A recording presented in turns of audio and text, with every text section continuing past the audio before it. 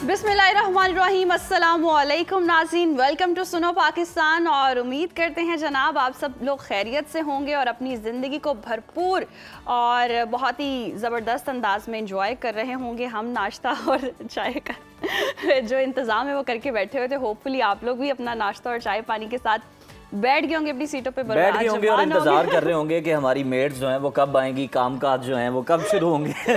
तो जनाब ये तो सारे रोजमर्रा के मामूलात हैं और आगाज कुछ इसी तरह से हुआ करता है। मैं हूँ जनाब उज़ैर मलिक। मैं तो भूल ही गई, मैंने आपने अपना नाम नहीं बताया? वैसे याद हो गया होगा लोगों को, याद तो हो जाना चाहिए। मैंने कहा मैं हूँ माहम जाहिद, ये तो कहना बहुत जरूरी है। चलें जी, अब कुछ दुआओं के साथ आगाज कर लेते हैं कि जनाब आप ठीक ठाक हों, खुश रहें और ज़बरदस्त रहें। चलान से भी आप जनाब बचे रहें, महफूज रहें और FIR से भी जनाब आप बचे रहें।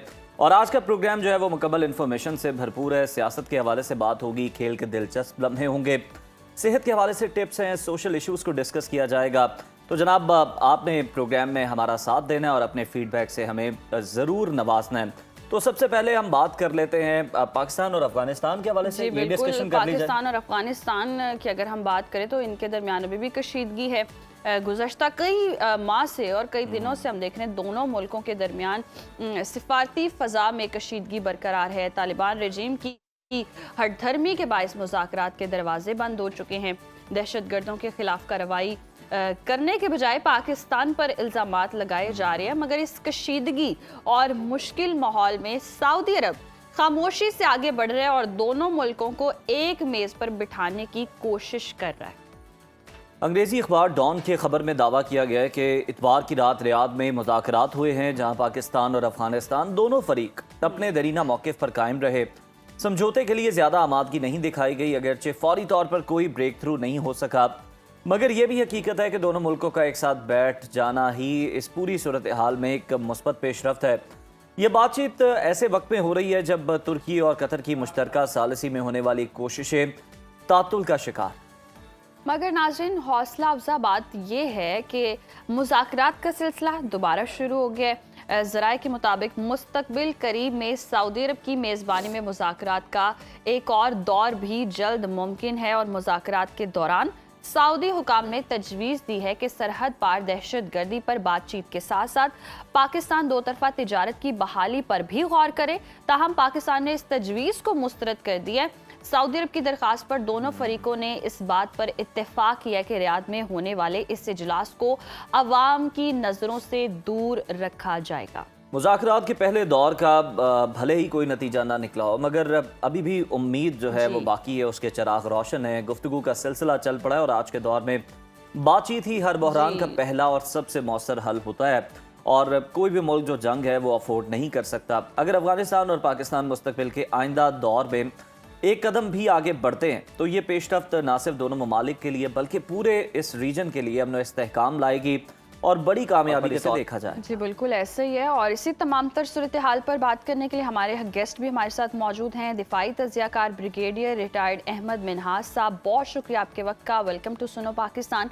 सबसे पहले तो सर बताइएगा, पाकिस्तान और अफगानिस्तान के दरमियान जो सिफारती कशीदगी जारी है, इसकी वजह क्या है? अफगान तालिबान रजीम अपनी जिद और अना पर अड़ी हुई है और इनका ये रवैया मुसलसल इतना सख्त क्यों होता जा रहा है?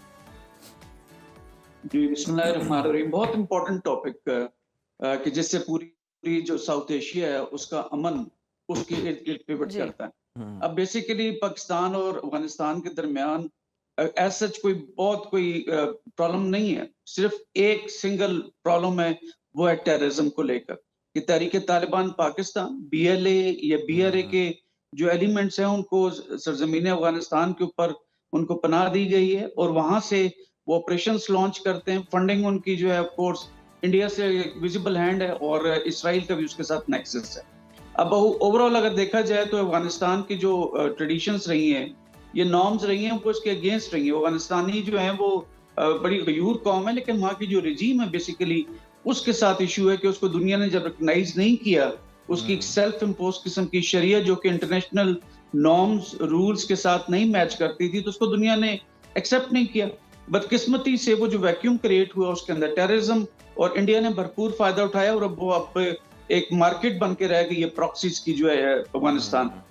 पाकिस्तान और अफगानिस्तान का एक सिंगल इशू टेररिज्म, और पाकिस्तान ये चाहता है कि अपनी सरजमीन को इस्तेमाल ना होने दें, जो कि लिप सर्विसिंग के तौर पर अफगानिस्तान की जो रजीम है, बुरी रजीम तालिबान की, वो जरूर लिप सर्विसिंग करते हुए नजर आते हैं। लेकिन पाकिस्तान का सोल सिंगल पॉइंट एजेंडा होता है कि भाई आप जो भी एक्शन ले रहे हैं वो वेरीफाइबल हो कि आप वाकई ऐसा कर रहे हैं कि नहीं, क्योंकि अभी तक तो ऐसा कुछ नहीं। और टीटीपी के एलिमेंट जो है पाकिस्तान के अंदर इन्फिल्ट्रेट करके या मासूम जानों के साथ जो है वो उन टेररिज्म का शिकार करते हैं। और हम सब ने देखा कि अब न सिर्फ पाकिस्तान बल्कि अब ताजिकिस्तान भी उससे अफेक्टेड है, ईरान भी उससे अफेक्टेड है, और ईरान ने सारे जिनके जो है वो महाजरीन को निकाल बाहर की है, और हम भी उनको वापस अब भेज रहे हैं। तो पाकिस्तान के अंदर टेररिज्म को अगर वो रोक सकते हैं तो ठीक है, अगर नहीं रोकते तो फिर पाकिस्तान के पास काइनेटिक ऑप्शन है। अब काइनेटिक के साथ साथ एक रिस्पॉन्सिबल स्टेट होने के नाते नॉन काइनेटिक तमाम एफर्ट्स की जा रही हैं, जिसमें आपने खुद कहा कि कतर में मुज़ाकरात हुए, फिर उसमें तुर्की में हुए, ईरान ने कोशिश की, रशिया और चाइना ने साइलेंटली कोशिश की। अब सऊदीया ने जब देखा कि चीजें काफी खराबी की तरफ जा रही हैं और ये अपनी हरदर्मी से अफगानी पीछे नहीं हट रहे, तो उन्होंने अब रियाद के अंदर ये मुज़ाकरात को स्पॉन्सर किया। We want to give Pakistan as a responsible nuclear weapon state, एक इंतहाई जो है वो अहम मुल्क है दुनिया का। हम जंग अफोर्ड भी नहीं कर सकते हैं, लेकिन जब हमारी सालमियत और हमारी खुद मुख्तारी पे बात आएगी तो फिर कोई ऑप्शन रह नहीं जाती। तो लिहाजा इस वक्त तमाम नॉन काइनेटिक ऑप्शंस को मौका दिया जा रहा है, तमाम बरादराना ममालिक को या जो हमारे दोस्त ममालिक है उनको मौका दिया जा रहा है कि किसी ना किसी तरीके से अफगानी रजीम को मजबूर किया जाए कि अपनी सरजमीन को टेररिज्म बिल्कुल सर, ये कोशिश की जा रही है कि अफगानिस्तान को अमन पर आमादा किया जाए, उसे मजबूर किया जाए। तो सर ज़रा थोड़ा सा ये भी बताइएगा, पस मंज़र भी बताइएगा कि कतर की जानिब से कोशिशें की गई, जैसे आपने जिक्र किया गया, और कतर जो है वो हमेशा सालिसी के हवाले से उसकी बड़ी अहमियत है कि उसके अंदर दोहा के अंदर हम देखते हैं कि बहुत सारे ममालिक के आपस में मुज़ाकरात हुए हैं जो कि कामयाब भी हुए हैं। तुर्की ने भी कोशिश की, लेकिन सऊदीया के हवाले से बताइएगा कि तालिबान पर उनका कितना असर व रसूख है, कितना इन्फ्लुएंस है, और ख़बरें ये भी आ रही हैं कि कोई बड़ा ब्रेक थ्रू करवा सकता है सऊदीया। देखिए, जहां तक दोहा और इस्तांबुल में आने वाले मुज़ाकरात का ताल्लुक है, दोनों ममालिक बहुत सरप्राइज हुए और बड़े डिजेक्टेड उन्होंने फील किया इनका एटीट्यूड देखते हुए। अफगानी जो डेलीगेशन वहां पे मौजूद था, क्योंकि वो हाई पावर डेलीगेशन नहीं था, वो वापस कॉल करते थे काबुल में, और काबुल वाले डायरेक्ट ज़ेर असर थे न्यू दिल्ली के या फॉर दैट मैटर इसराइल के। तो लिहाजा वो उस तरह से ब्रेक थ्रू हो नहीं रहा था। लेकिन अब आपने सवाल किया है सऊदी अरेबिया को लेकर, तो हम सब जानते हैं कि इंतहाई और द मोस्ट इम्पोर्टेंट कंट्री जो है वो हिजाज की वजह से सऊदी अरब है। तो अभी प्रिंस सलमान ने जरूर इसकी कोशिश की है, और मैं समझता हूँ कि चूंकि सऊदीया जो है वो हर तरीके से दीगर मुस्लिम ममालिक के साथ भी डिप्लोमेटिकली, फाइनेंशियली और पॉलिटिकली खड़ा होता है जब भी उनके यहाँ कोई प्रॉब्लम होती है। तो एक खासा अहम ये मुज़ाकरात का दौर चल रहा है। और यस, बनिस्बत अगर हम इन रिलेटिव टर्म्स की बात करें तो दोहा और इस्तांबुल के मुकाबले में, फॉर दैट मैटर तेहरान के मुकाबले में, जो रियाद वाले जो डायलॉग हो रहे हैं, पाकिस्तान भी जो एक उम्मीद है कि शायद अफगानी जो बुरी रजीम उनके कान पे जूं रहेंगी और वो अपने लोगों की खातिर जो है इस टेररिज्म की रविश से पीछे हटेंगे। लेकिन एट द सेम टाइम इस वक्त तक जो हो रहा है वो अपनी रट जो है वो उस पर कायम है कि वो उसको मानने को तैयार नहीं कि कोई वेरीफाइबल ऐसा कोई मैकेनिज्म बना लें। जो पाकिस्तान की सोल सिंगल एक रिक्वेस्ट है उनसे कि भैया आप इस तरह की सिस्टम बनाएं जिसमें हम जाके उनको वेरीफाई कर लें कि आपने एक्शन लिए। लेकिन रियाद में भी वो खातिर ख्वाह जो है इसका नतीजा अभी तक बाहर नहीं आया। लेकिन मैं समझता हूँ कि अगर सऊदीया को अगर नाराज किया अफगानिस्तान ने तो उसके दूरस्थ नताइज साबित होंगे, और अफगानिस्तान जो ऑलरेडी न सिर्फ दुनिया में तनहा है, इस्लामी ममालिक के अंदर भी बिल्कुल तन्हाई का शिकार हो जाएगा। अहमद साहब, ज़राए के मुताबिक हम ये भी देख रहे हैं, खबरें ये भी आ रही हैं कि रियाद में होने वाले मुज़ाकरात के पहले जो दौर है उसमें पाकिस्तान ने अफगानिस्तान से दहशतगर्दी के खात्मे तक दो तरफा तिजारत बहाल करने का जो सऊदी मशवरा है वो मुस्तरद कर दिया। तो पाकिस्तान का ये मौक़िफ़ कितना मजबूत है, सिफारती सतह पर कितना ये बड़ा पैगाम है? देखिए, कैसे हो सकता है कि खून और तिजारत इकट्ठे चल, ये मुमकिन ही नहीं है। अगर आप उनके कैसे जो है वो किसी भी किस्म के इंटरेस्ट को लुक आफ्टर कर सकते हैं, जबकि यहाँ मारे जाने वाले जितने दहशतगर्द हालिया दिनों में आपने देखा वो वाना निजाद हैं। चाहे वो आप उसको वाना कैडेट कॉलेज ले लें, चाहे वो फ्रंटियर कंस्टेबलरी जो उधर पुलिस जो है पेशावर के अंदर जो सुचरल अटैक हो उसको ले लें, या कचहरी जो G11 इस्लामाबाद के अंदर अटैक हो, सारे अफगानी हैं। तो लिहाजा आप कैसे अफगानिस्तान के लोगों को जो है वो ट्रेड की इजाजत दे सकते हैं? उन्होंने कहा था कि हम चाबहार से कर लेंगे, उन्होंने एक बड़क मारी थी जाके, तो ठीक है चाबहार पोर्ट से करें ईरान के थ्रू, लेकिन अफगानिस्तान अच्छी तरीके से जानता है कि पाकिस्तान के सिवा उसके पास चारा कोई नहीं। मसला ये है कि इंडिया वहां पे खासी इन्वेस्टमेंट कर चुका है, इसराइल वहां पे खासी जो है इनविजिबल हैंड के तौर पर as a financier, as a strategist जो है वो, या उसका आर्किटेक्ट है इन तमाम जो प्लानिंग का जो इंडिया, इसराइल और अफगानिस्तान का नेक्सस है, तो उसमें वो बुरी तरह से एम्ब्रॉयल हुआ है उसका। अभी भी अगर आप देखें तो आबी जारियत के लिए $1 अरब का प्रॉमिस किया इंडिया ने अफगानिस्तान के साथ कि अब दरियाए कुनहार के ऊपर और दरियाए काबुल के ऊपर डैम बनाया था पाकिस्तान के खिलाफ आबी जारियत की जा सके। तो लिहाजा जो लोग पैसे दे रहे हैं तो क्विड प्रो को, यानी scratch my back scratch yours, तो उस हिस्से के अंदर वो जो इंडिया की रविश लेके चलते हुए नजर आते हैं। तो पाकिस्तान ने बहुत अच्छा फैसला किया है कि हम कभी अपने बॉर्डर्स को अब नहीं खोलेंगे टिल द टाइम अफगानिस्तानी जो है वो बिहेव नहीं करते हो, पाकिस्तान की सालमियत और पाकिस्तान की जो हमारी खुद मुख्तारी है उसकी रिस्पेक्ट नहीं करते हैं। लेकिन अगर ये बात नहीं बनती और घी जो है वो कहते हैं ना कि अगर सीधी उंगली से नहीं निकलता तो फिर टेढ़ी उंगली करनी पड़ेगी, और टेढ़ी उंगली से मुराद ये है कि नॉन काइनेटिक ऑप्शंस अगर आपके तमाम एग्जॉस्ट हो जाते हैं तो पाकिस्तान का जो काइनेटिक हमारी कैपेबिलिटी और कैपेसिटी है वो अफगानिस्तान को ही मालूम है, मुस्लिम ममालिक को ही मालूम है, पूरी दुनिया को मालूम है। और अल्हम्दुलिल्लाह फील्ड मार्शल आसिम मुनीर साहब की ज़ेर क़यादत जो ऑपरेशन बुनियान मरसूस में पाकिस्तान आर्म्ड फोर्सेस ने पाकिस्तान का और पाकिस्तान आर्म्ड फोर्सेस का एक वकार जो बुलंद किया, मैं नहीं समझता कि अफगानिस्तान किसी भी सूरत उसके मुतामिल हो सकते हैं। लेकिन जब बात खुद मुख्तारी की आ जाए तो आर्टिकल 51 यूएन चार्टर के तहत हम वो तमाम महफूज रखते हैं कि उसको बहाल रखने के लिए, बिल्कुल पाकिस्तान किसी भी जारियत के जवाब में कार्रवाई का हक सर महफूज रखता है। और जिस तरह से आप बात कर रहे थे, आपने भी कहा कि खून और तिजारत एक साथ नहीं चल सकते। सर ये तिजारत वाला फैक्टर जो है वो कितना इम्पॉर्टेंट है और अफगानिस्तान जो है वो कितना बेचैन है इस तिजारत को बंद होने से, और वहाँ पे जो आम आवाम है, जो वहाँ पर ताजर हैं, कारोबारी लोग हैं, उनका कितना दबाव है और कितना तालिबान हुकूमत उसको खातिर में ला रही है, कितनी डेस्परेट है कि दोबारा से तिजारत शुरू हो पाकिस्तान के साथ, वरना बहुत ज़्यादा नुकसान। देखिए अफगानिस्तान एक लैंड लॉक कंट्री है और लैंड लॉक कंट्री होने के नाते उसने अगर अपनी चीज़ों को, अभी ये ड्राई फ्रूट का सीजन है, सेब का सीजन है, दीगर फ्रूट का सीजन, जो अफगानिस्तान की खासी उसकी मार्केट है इंटरनेशनल एरेना के अंदर, अगर आप देखें इवन पाकिस्तान में खासी खपत है उसकी, तो लिहाजा वो सारे वहाँ गल सड़ रहे हैं वहाँ पे। तो इसलिए वहाँ का जो ताजर है उसका एक जरूर प्रेशर है वहाँ की बुरी गवर्नमेंट के ऊपर, और जो बुरी रजीम है वहाँ पे उसकी पॉपुलैरिटी, उसकी रूट्स जो है अपने अवाम के अंदर थोड़ी है कोई वहाँ पे। वो तो गन कल्चर के तौर पे या अपनी जोरे बंदूक बेसिकली उन्होंने अपने मुसल्लत कर रखा है अफगानिस्तान के ऊपर, तो एक प्रेशर जरूर है। और इस वक्त जबकि सारा उनका जो मेन उनकी फसल होती है फ्रूट की वो इसका तैयार है, तो लिहाजा एक एफर्ट उनकी जानिब से भी है कि किसी न किसी तरीके से आप ये तोरखम का बॉर्डर, ये चमन का बॉर्डर खोलें। लेकिन चमन के बॉर्डर पे थे उन्होंने अब से कोई 4 हफ्ते पहले खुद बम धमाका करके उस बाबे दोस्ती को गिरा दिया था, तो कैसे वो एक्सपेक्ट करते हैं पाकिस्तान से कि वहां पर जो है उसी दरवाजे से बाबे दोस्ती से उनके ट्रकों को पाकिस्तान के अंदर आने दिया जाए। तो लिहाजा पाकिस्तान भी इसको एज ए लीवरेज इस्तेमाल कर रहा है, लेकिन लीवरेज से ज्यादा हमारी खुद मुख्तारी और सालमियत जो है वो ज्यादा इंपॉर्टेंट है। दो कि सिर्फ अफगानिस्तान के नुकसान नहीं है, सिर्फ पाकिस्तान का भी तजारती किसी हद तक किसी रिलेटिव टर्म्स में, लेकिन इंतहाई कम हमारा भी ताजरों का नुकसान है। लेकिन एट द सेम टाइम हम अपनी सालमियत की खातिर इस तिजारत को कभी नहीं कर सकते। अगर हमारी सालमियत भी बहुत ज़्यादा इम्पॉर्टेंट है और रियाज में होने वाले हम देख रहे हैं मुज़ाकरात को खुफिया रखा जा रहा है, मीडिया की नज़रों से दूर है। ऐसे बैकडोर मुज़ाकरात कितने नतीजा खेज साबित हो सकते हैं? देखिए बैकडोर, इसमें कोई शक नहीं है कि वो ये निमुल बदल नहीं होता, लेकिन जब आप फेस सेविंग की बात आ जाए दो स्टेट्स की, तो फिर बैकडोर डिप्लोमेसी जो है वो एक न्यू नॉर्मल बन जाता है, ये एक नॉर्म है उसका।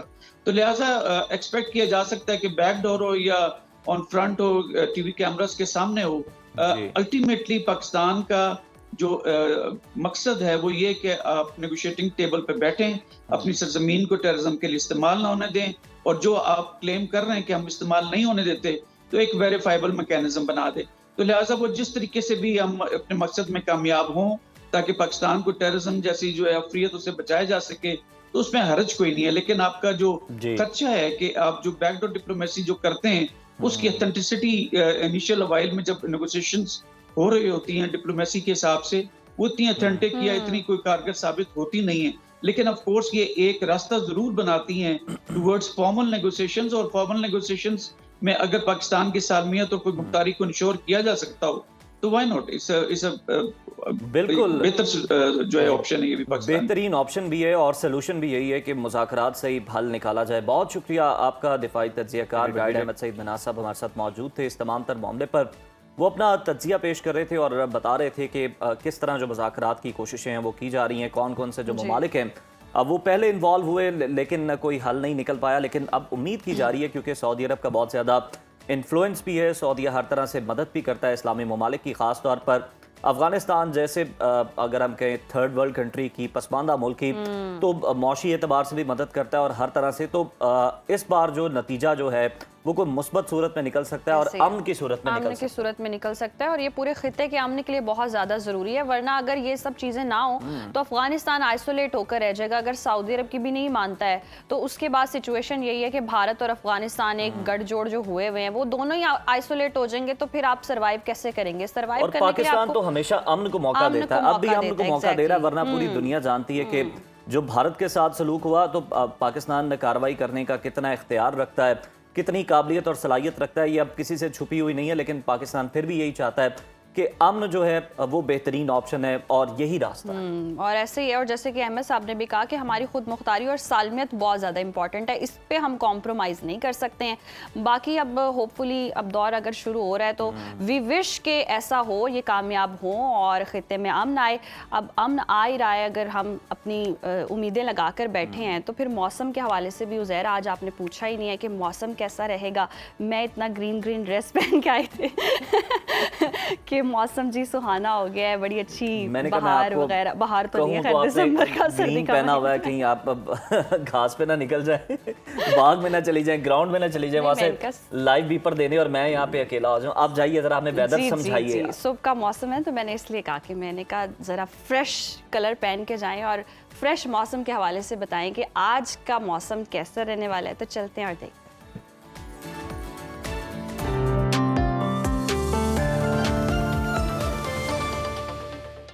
मुल्क के बेशतर इलाकों में मौसम सर्द और खुश्क रहेगा, जबकि पहाड़ी इलाकों में शदीद सर्दी की लहर शुरू हो गई है। महकमा मौसमियात के मुताबिक पंजाब और खैबर पख्तूनख्वा के मैदानी इलाकों में धुंध और स्मोक का सिलसिला जारी रहेगा। मुख्तलिफ शहरों में मौसम की क्या सूरत हाल है, आइए जानते हैं। और हमेशा की तरह सबसे पहले बात करेंगे बुलंदो बाला पहाड़ों की सरजमीन गिलगित बल्तिस्तान की, जहां बेशतर इलाके शदीद सर्दी की लपेट में हैं। गिलगित में ज़्यादा से ज़्यादा दर्जा हरारत 11 और कम से कम 0 डिग्री तक जाने का इम्कान है, जबकि स्कर्दो में हम देख रहे हैं ज़्यादा से ज़्यादा पारा जो है वो 5 है और कम से कम -6 डिग्री तक गिरने की तवक्को है। महकमा मौसमियात के मुताबिक आइंदा 24 घंटों के दौरान गिलगित बल्तिस्तान में मौसम सर्द और खुश्क रहने का इम्कान है। बात करें जन्नत नज़ीर वादी आज़ाद कश्मीर के मौसम की, जहां अक्सर इलाकों में सर्दी का राज बरकरार है। दारुल हुकूमत मुजफ्फराबाद लिए चलते हैं आपको। यहाँ पर हम देख रहे हैं ज़्यादा से ज़्यादा दर्जा हरारत 20 और कम से कम 7 डिग्री रहने का इम्कान है, जबकि श्रीनगर में ज़्यादा से ज़्यादा पारा है 12 और कम से कम -4 डिग्री तक गिरने की तवक्को है। मौसम का हाल बताने वालों ने आइंदा 24 घंटों के दौरान कश्मीर में मौसम सर्द रहने की पेशगोई की है। और अब रुख कर लेते हैं मेहमान नवाजों की धरती खैबर पख्तूनख्वा का KPK में हम देख रहे हैं बेशतर अजला में मौसम सर्द, जबकि पहाड़ी इलाकों में खून जमा देने वाली सर्दी शुरू हो चुकी है। सूबाई दारुल हुकूमत पेशावर की बात करेंगे, यहाँ पर हम देख रहे हैं ज़्यादा से ज़्यादा दर्जा हरारत है 21 और कम से कम 7 डिग्री रहने का इम्कान है। सवात की बात करें, जिसे पाकिस्तान का स्विट्जरलैंड कहते हैं, यहाँ पर ज़्यादा से ज़्यादा दर्जा हरारत 12 और कम से कम -3 तक गिरने की तवक्को है। महकमा मौसमियात के मुताबिक आइंदा 24 घंटों के दौरान पेशावर, सवाबी, मर्दान, DI खान और गिरदोनवाह में धुंध पड़ने का इम्कान है। जिक्र हो जाए लहलहाते खेतों के देश पंजाब का, जहां पर सूबे के हम देख रहे हैं ज़्यादातर इलाकों में मौसम सर्द और खुश्क रहेगा। सूबाई दारुल हुकूमत लाहौर की बात करते हैं। लाहौर में ज़्यादा से ज़्यादा दर्जा हरारत 22 और कम से कम 7 डिग्री रहने का इम्कान है। शहर इक़्तिदार इस्लामाबाद का रुख करें तो यहाँ पर ज़्यादा से ज़्यादा पारा 20 और कम से कम 7 डिग्री रहने की तवक्को है। औलिया के शहर मुल्तान की बात करते हैं। मुल्तान में ज़्यादा से ज़्यादा दर्जा हरारत 23 और कम से कम 7 डिग्री रहने की तवक्को है। महकमा मौसमियात ने आइंदा 24 घंटों के दौरान सियालकोट, नारोवाल, शेखुपुरा, लाहौर, गुजरावाला, जहलुम, फैसलाबाद, साहिवाल, मुल्तान, खानेवाल, लिया, डीजी खान, बहावलपुर और गिरदोनवाह में स्मोग और धुंध पड़ने का इम्कान जाहिर किया है। और अब बात करते हैं नाज़रीन रकबे के लिहाज से सबसे बड़े सूबे बलोचिस्तान की, जहां बेशतर इलाकों में मौसम सर्द और खुश्क रहेगा। कोयटा का रुख करें तो यहां पर हम देख रहे हैं मैक्सिमम टेम्परेचर जो है वो है 16 और मिनिमम -2 डिग्री तक गिरने का इम्कान है। महकमा मौसमियात के मुताबिक आइंदा 24 घंटों के दौरान शिमाली अजला में शदीद सर्दी पड़ने का इम्कान है। और आखिर में आपके साथ शेयर करेंगे सूबे सिंध का मौसम, जहां पर ज़्यादातर इलाके जो हैं वहां हम देख रहे हैं टेम्परेचर में कमी आना शुरू हो चुकी है। शहर कायद कराची का रुख करते हैं। कराची में ज़्यादा से ज़्यादा दर्जा हरारत 28 है और कम से कम 13 डिग्री रहने का इम्कान है, जबकि हैदराबाद में ज़्यादा से ज़्यादा पारा 26 और कम से कम 14 डिग्री रहने की तवक्को है। मौसम का हाल बताने वालों ने आइंदा 24 घंटों के दौरान सूबे के बेशतर अजला में मौसम खुश्क और सर्द रहने की पेशगोई की है।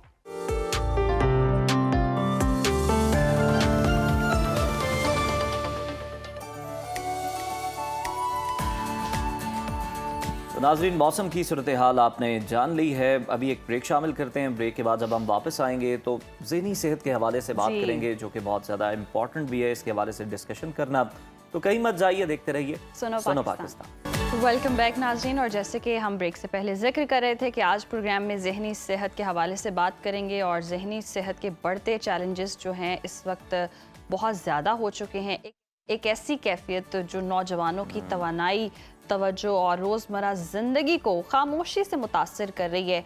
मुसलसल ज़हनी दबाव, गैर यकीनी की सूरत हाल और मुस्तकबिल के ख़तरात, कारकर्दगी का दबाव और सोशल मीडिया का नफसियाती बोझ, ये सब अवामिल जो हैं एक ऐसे दायरे को जन्म देते हैं जहां नौजवान खुद को बेचैनी, खौफ और अचानक शदीद कैफियत में घिरा हुआ महसूस करता है। ये सूरत हाल महज वक्ती परेशानी नहीं रही, बल्कि एक ऐसा रुझान बनता जा रहा है जो हमारी नौजवान आबादी की ज़हनी और जज्बाती सेहत को बराह रास्त मुतासर कर रहा है। इन मसाइल को पहचानना, समझना और बरवक्त मदद तक रसाई हासिल करना पहले से कहीं ज़्यादा इस तेज़ रफ्तार दौर में ज़रूरी हो चुका है। तो इन्हीं तमाम तर सवालात के जवाब देते हैं मारूफ साइकेट्रिस्ट डॉक्टर उसामा बिन ज़ुबैर साहब हमारे साथ मौजूद हैं। डॉक्टर साहब, वेलकम टू सुनो पाकिस्तान।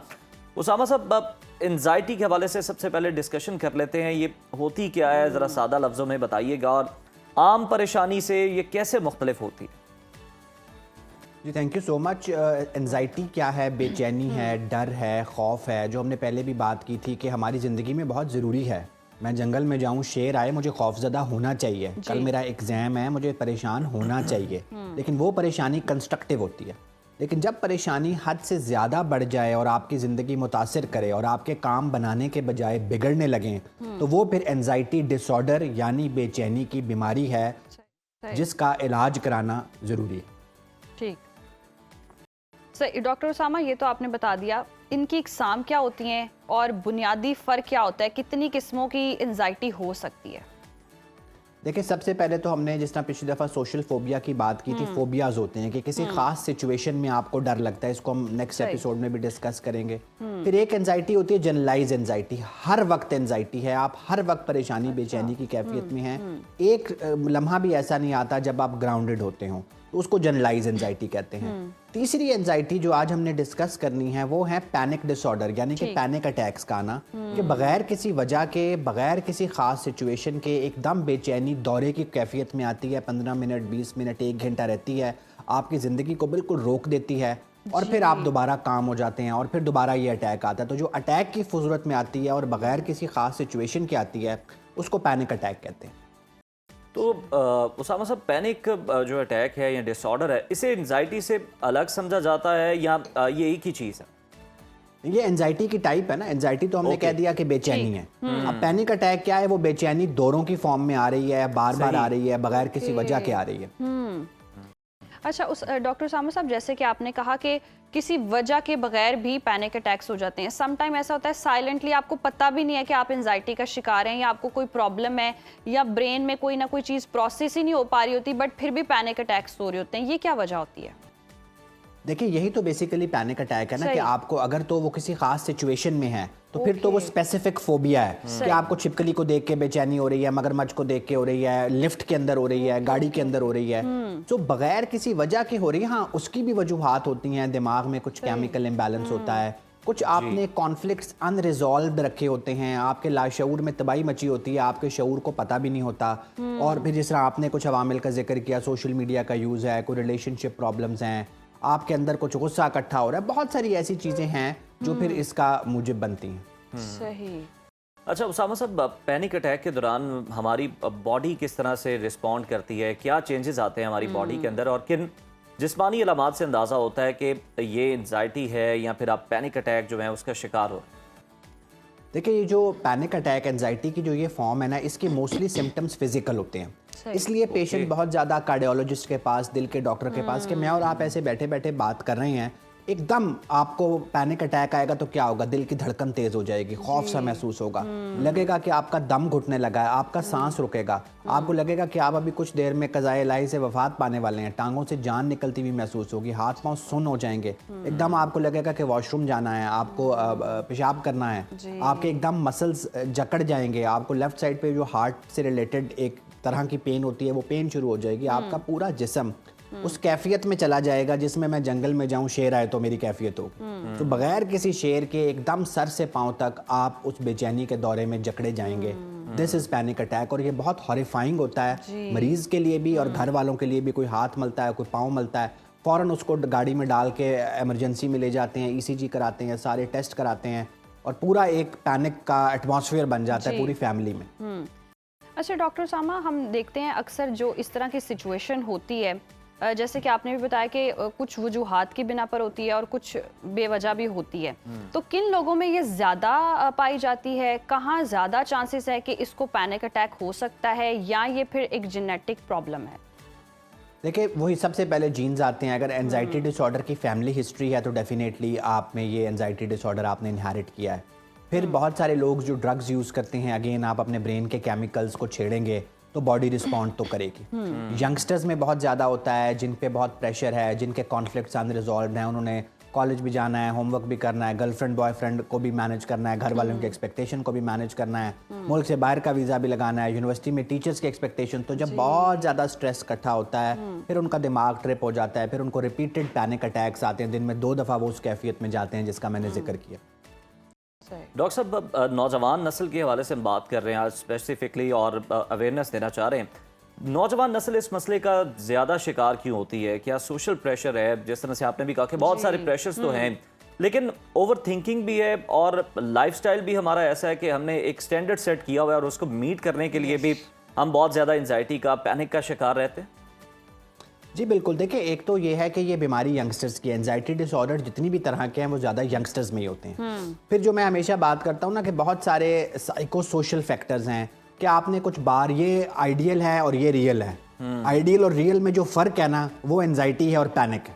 सही। सो आपको थोड़ा सा रियलिस्टिक होकर आइडियल को नीचे करना चाहिए और थोड़ा सा मेहनत करके रियल को ऊपर करना चाहिए। तो जब हम रियल और आइडियल के गैप को कम करते हैं as an individual, as a family, as a society, तो बहुत सारी बेचैनी, बहुत सारी परेशानी, बहुत सारा स्ट्रेस ऑटोमेटिकली कम हो जाता है। सही। अच्छा डॉक्टर सामा, जैसे हम आज जिक्र भी कर रहे हैं पैनिक अटैक्स का, अगर किसी शख्स को मुसलसल इस तरह की सिचुएशन रहती है और ये इसी कैफियत में रहता है, तो ये कितना हार्मफुल है फॉर लाइफ?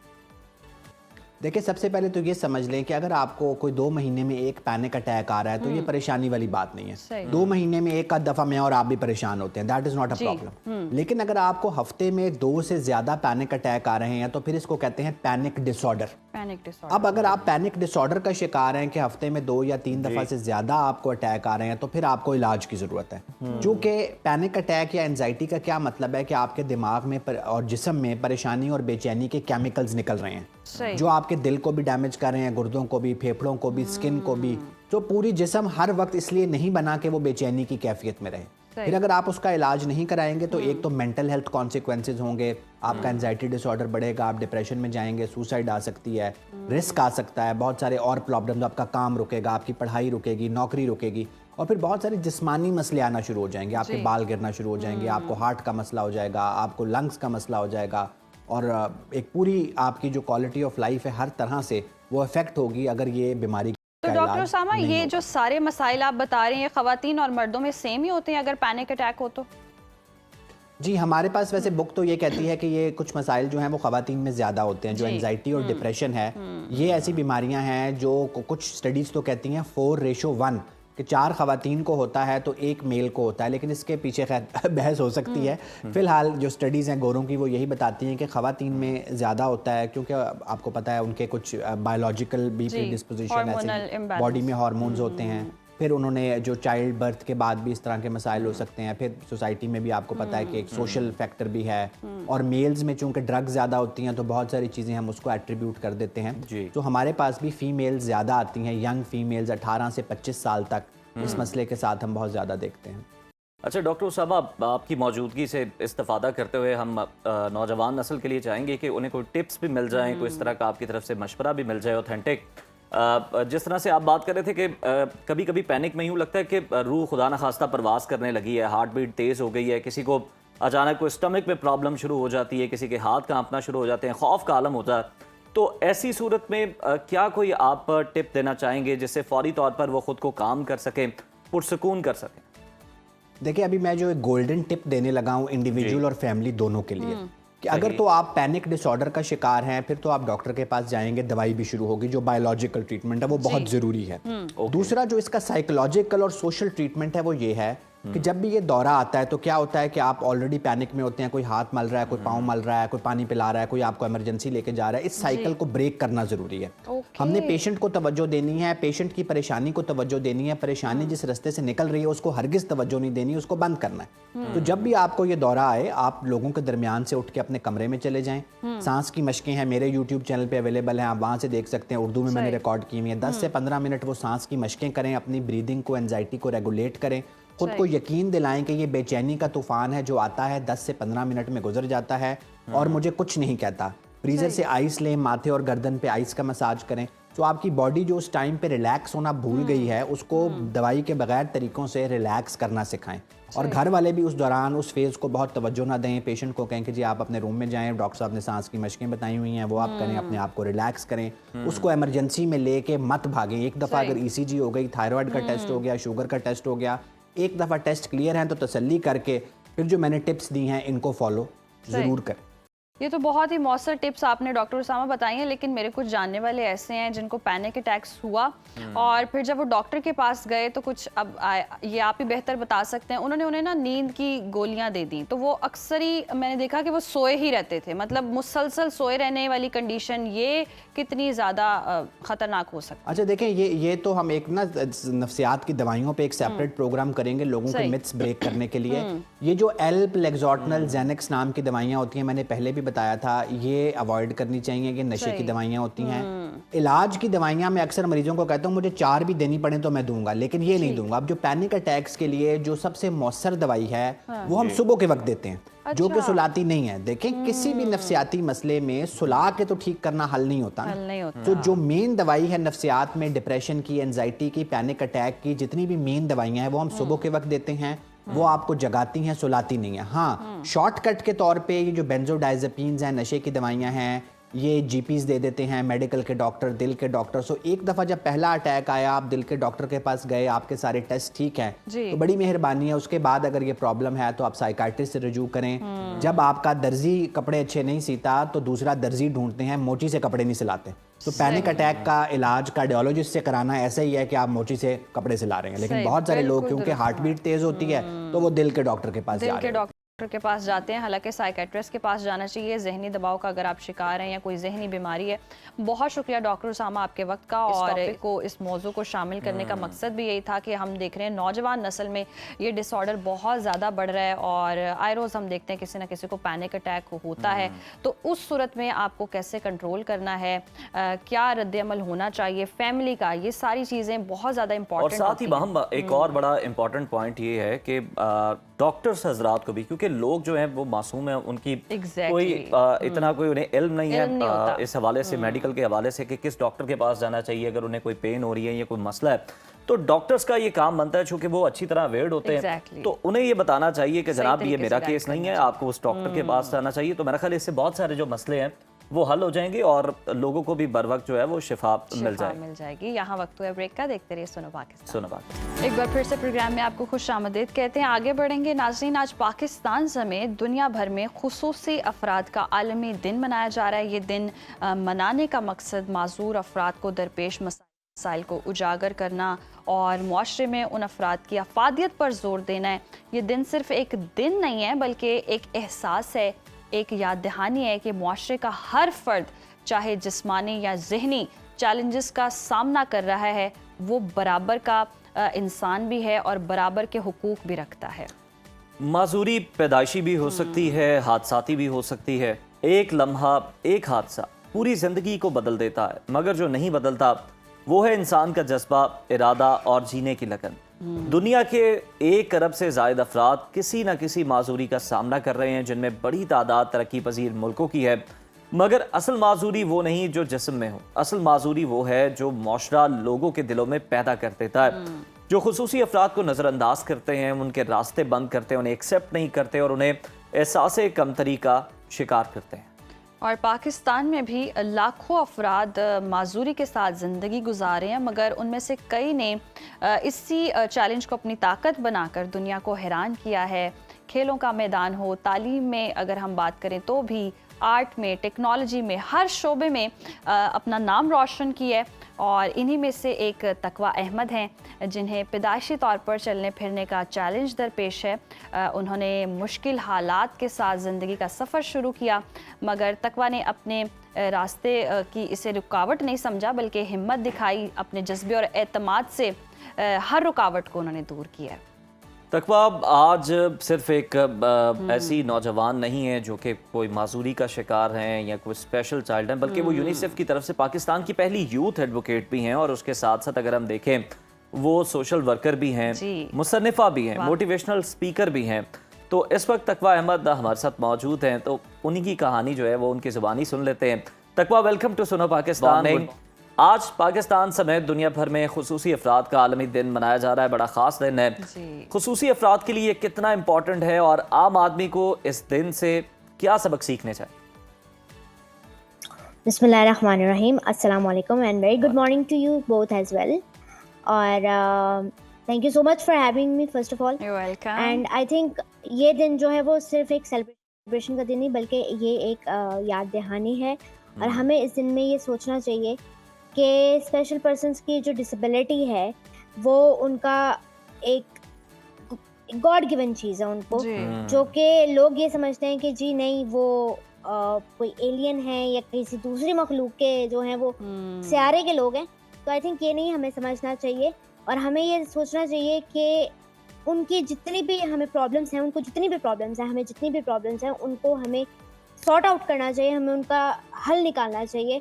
और नॉर्मल पर्सन्स के लिए मैं यही कहना चाहूँगी कि उनको सेल्फ रिस्पेक्ट देनी चाहिए, उनको तमाम मौके देने चाहिए, उनको तमाम अपॉर्चुनिटीज़ देनी चाहिए और उनकी राह में जितनी भी रुकावटें हैं उनको ख़त्म करना चाहिए, जबकि उनको बढ़ाना नहीं चाहिए। बहुत सही फरमाया आपने। और ऐसे ही है, इनको हम यकीनन ऐसे समझते हैं, माशरे में ऐसे देखा जाता है कि कोई ना कोई कमी है, लेकिन आप लोग सबसे बेस्ट हैं और बहुत अच्छा काम भी करते हैं, ज़िंदगी में आगे बढ़ते भी हैं, बहुत ज़बरदस्त बात है। अच्छा, आपने पैदाइशी तौर पर खुसूसी हालत के साथ ज़िंदगी का सफ़र शुरू किया, वो कौन सा लम्हा था जब आपने खुद से कहा कि मैं रुकने वाली नहीं हूँ, नहीं, I can do this? Of course वो कहते हैं ना कि जब आपको पता चल जाता है कि आपका दुनिया में आने का मकसद क्या है, तो मुझे ये पता था कि I am a survivor and मुझे सर्वाइव करना है इस दुनिया में। और टर्निंग पॉइंट ये था कि जब मैंने देखा कि मेरी आवाज़ जो है वो लोग सुनते हैं, लोगों के दिलों तक पहुंचती है मेरी आवाज़, तो मैंने उस वक्त ये सोचा कि मुझे सिर्फ अपना नहीं बल्कि इस दुनिया में मौजूद हर उस बंदे का मसला, उस बंदे की आवाज़, जिनकी आवाज़ नहीं पहुंच सकती, उनकी आवाज़ मुझे आवाने वाला तक पहुंचानी है। और वो टाइम जो है वो मेरी ज़िंदगी का टर्निंग पॉइंट था। मैंने उस वक्त सोचा था कि अब मैं तकवा अहमद रुकने वाली नहीं। वाह वाह वाह। बिल्कुल तकवा, आप बड़ी अच्छी गुफ्तगू कर रही हैं और मकसद हयात जब इंसान को मिल जाए तो फिर मुसलसल लगन के साथ इंसान उसके लिए काम भी करता रहता है, चाहे जो भी रुकावटें हों। तकवा, आप हमेशा से यूँ नहीं रहा होगा, जितनी स्ट्रॉन्ग आप आज हैं पहले कभी नहीं हुआ होंगी यकीनन। बचपन से अगर हम देखें तो बहुत सारे चैलेंजेस आपने फेस किए होंगे और उनको आपने शिकस्त दी होगी बहुत सारी रुकावटों को। क्या क्या चैलेंजेस दरपेश रहे और कैसे आपने उन्हें हैंडल किया ग्रेसफुली और उन्हें शिकस्त देकर आप आज इस मकाम पर? जी, आई थिंक जो सबसे बड़ा मेरे लिए चैलेंज था वो ये था कि लोग मेरी एबिलिटी को नहीं देखा करते थे, बल्कि डिसेबिलिटी को देखकर मुझे लोग सिंपैथी दिया करते थे। ये कहा करते थे कि बेचारी है, इसको चलो थोड़ा सा हेल्प आउट कर देते हैं। लेकिन मैंने उस चीज़ को नहीं सोचा। मैंने ये सोचा कि अगर मैं आज लोगों की सिंपैथी ले लेती हूँ, आज लोगों को ये कह देती हूँ कि हाँ ठीक है आप मुझे सिंपैथी दे दें, तो आई थिंक मैं ज़िंदगी में कभी भी जो है वो सर्वाइव नहीं कर सकूंगी। तो इसमें मेरे पेरेंट्स का भी एक बहुत बड़ा हाथ है, मेरे भाई का बहुत बड़ा हाथ है कि उन्होंने मुझे हमेशा से यही कहा है कि तकवा तुम जो करना चाहती हो वो करो, और जो तुम्हें सही लगता है, जिस तरह तुम्हें लगता है कि तुम कंफर्टेबल हो और जिस तरह से तुम्हें लगता है कि तुम इजीली लोगों को एडवोकेट कर सकती हो, लोगों को बता सकती हो, अवेयर कर सकती हो, उस तरह से तुम करो। तो वही चीज़ मैंने जो है वो अपनाई है। ज़बरदस्त ज़बरदस्त तकवा, और बहुत ज़्यादा ये मतलब अप्रिशिएट की जाने वाली बात है और फ़ख्र की बात है। हमें भी आप पर बहुत फ़ख्र है। मुसन्निफ़ा भी हैं, मोटिवेशनल स्पीकर भी हैं, सोशल एक्टिविस्ट भी हैं, तो इतनी कम उम्र में ये सब कुछ आप कर कैसे लेती हैं? माशाल्लाह। I think thank you so much, thank you very much. I think इसमें वो पेरेंट्स की सपोर्ट, भाई की सपोर्ट तो है ही, और इसमें अल्लाह पाक ने भी मुझे इस काबिल बनाया कि मैं इतना कुछ अचीव कर सकूं। और ऑफ कोर्स ये सिर्फ मेरा अकेले की काविश नहीं, अगर मैं इस तरह से हूं तो मैं चाहती हूं कि तमाम मेरे जैसे लोग जो मुझे देख रहे हैं, सुन रहे हैं, वो भी बहुत कुछ अचीव कर सकते हैं। लेकिन ज़रूरत सिर्फ इस बात की है कि उनको प्रॉपरली स्किल किया जाए, उनको प्रॉपरली ध्यान दिया जाए, उनको प्रॉपरली अपॉर्चुनिटीज़ दी जाए, ताकि वो भी मेरी तरह जो है वो चीज़ें अचीव करके मुल्क और कौम का नाम रोशन कर सकें। बिल्कुल तकवा, आपने बड़ी इंपॉर्टेंट बात की है कि इस तरह से अपॉर्चुनिटीज़ जो हैं प्रोवाइड करनी चाहिए लोगों को भी, सरकारी सतह पर हों, प्राइवेट सतह पर हों, इंडिविजुअली हों। लेकिन इससे भी पहले अगर हम देखें तो आप क्या समझती हैं, सिंपैथी के अलावा लोगों को अपने रवैये के अंदर ऐसे जो खसूसी अफराद हैं, जो स्पेशल पर्सनस हैं डिफरेंट एबिलिटीज़ के साथ, उनके साथ किस तरह से डील करना चाहिए, उनके साथ उनका किस तरह से रवैया होना चाहिए? आई थिंक उनको सबसे पहले तो डिग्रेड नहीं करना चाहिए, उनको सिंपैथी शो नहीं करनी चाहिए, because we of course don't want sympathy, we want empathy. और दूसरा, उनकी सेल्फ रिस्पेक्ट को मजरूह नहीं करना चाहिए। जैसे हम कह देते हैं बेचारा, माजूर, फकीर, इस तरह के अल्फाज जब हम इस्तेमाल करते हैं तो वो ना सिर्फ एक लफ्ज़ है, बल्कि वो उनकी सेल्फ रिस्पेक्ट को इस तरह से तकलीफ पहुंचाते, इस तरह से ठेस पहुंचाते हैं कि हम उसका अंदाज़ा भी नहीं लगा सकते। तो आई थिंक हमें अपने अल्फाज का चुनाव जो है बेहतर करना चाहिए, अपने रवैये का जो तरीका है वो बेहतर करना चाहिए, अपनी आदत, अपनी जो हम रेगुलर हालात में चीज़ें करते हैं हमें उनको बेहतर करना चाहिए, ताकि ना सिर्फ हम अपने लिए बल्कि पर्सन में स्पेशल नीड्स के लिए भी जो है इस सोसाइटी को जो है वो एक्सेसिबल और एक फ्री स्पेस बना सकें। बिल्कुल दुरुस्त फरमाया, और हमारे मुआशरे की सोच ही गलत है अगर ऐसा सोचते हैं, क्योंकि जितने भी स्पेशल लोग होते हैं इतने स्पेशल होते हैं कि बहुत ज़्यादा कारनामे अंजाम दे सकते हैं अपनी ज़िंदगी में। और आप हमारे पास इस तरह की मिसाल है, और ऐसे लाखों हज़ारों लोग हैं जो अपनी डिसेबिलिटी के साथ भी इतने ज़्यादा एबल हैं कि वो एक नॉर्मल जो ज़िंदगी गुजारा होता है उससे भी बहुत ज़्यादा बेहतरीन काम कर रहे होते हैं और आगे बढ़कर अपना नाम रोशन कर रहे होते हैं। तो यूनिसेफ की जानिब से पाकिस्तान की पहली यूथ एडवोकेट बनना एक बड़ी कामयाबी है। ये मौका कैसे मिला आपको? जी, आई थिंक यूनिसेफ ने मेरी जो सोसाइटी के साथ इंगेजमेंट थी, मेरी जिस तरह से पब्लिक डीलिंग थी, जिस तरह से मैंने काम किया हुआ है सोशल एक्टिविस्ट का, उसको देख के यूनिसेफ ने मुझे ये जिम्मेदारी सौंपी। तो आई थिंक ये सिर्फ एक एजाज़ नहीं बल्कि एक बहुत बड़ी रिस्पॉन्सिबिलिटी है, क्योंकि इसके साथ साथ मुझे अपने जैसे और अपने साथ साथ बहुत से और बच्चों को, लोगों को एडवोकेट करना है, उनकी प्रॉब्लम्स को जो है ऐवान बाला तक और उन मकामात पर पहुंचाना है जहां तक उनकी आवाज़ जो है वो रसाई हासिल नहीं कर सकती। अच्छा तकवा, आप चूँकि मोटिवेशनल स्पीकर भी हैं, बड़ी अच्छी गुफ्तगू आप करती हैं, तो वो लोग जो मतलब ज़िंदगी से हार गए हैं या कुछ इस तरह से किसी न किसी ख़ास कैफियत की वजह से या कोई कमी जो रह गई है उसकी वजह से उनमें जीने की लगन कम है, या वो फिर दुनिया का सामना नहीं करना चाहते, इस तरह के मसाइल हैं, उन्हें आप क्या मैसेज देना चाहेंगे? मैं पहले उन्हें यही कहना चाहूँगी कि फर्स्ट आप इस चीज़ को एक्सेप्ट करें कि ये जो डिसेबिलिटी आप पे है ये है, क्योंकि एक्सेप्टेंस इज़ द मेन की टू सक्सेस। बिकॉज जब आप एक्सेप्टेंस कर लेते हैं तो आपकी ज़िंदगी बहुत आसान हो जाती है।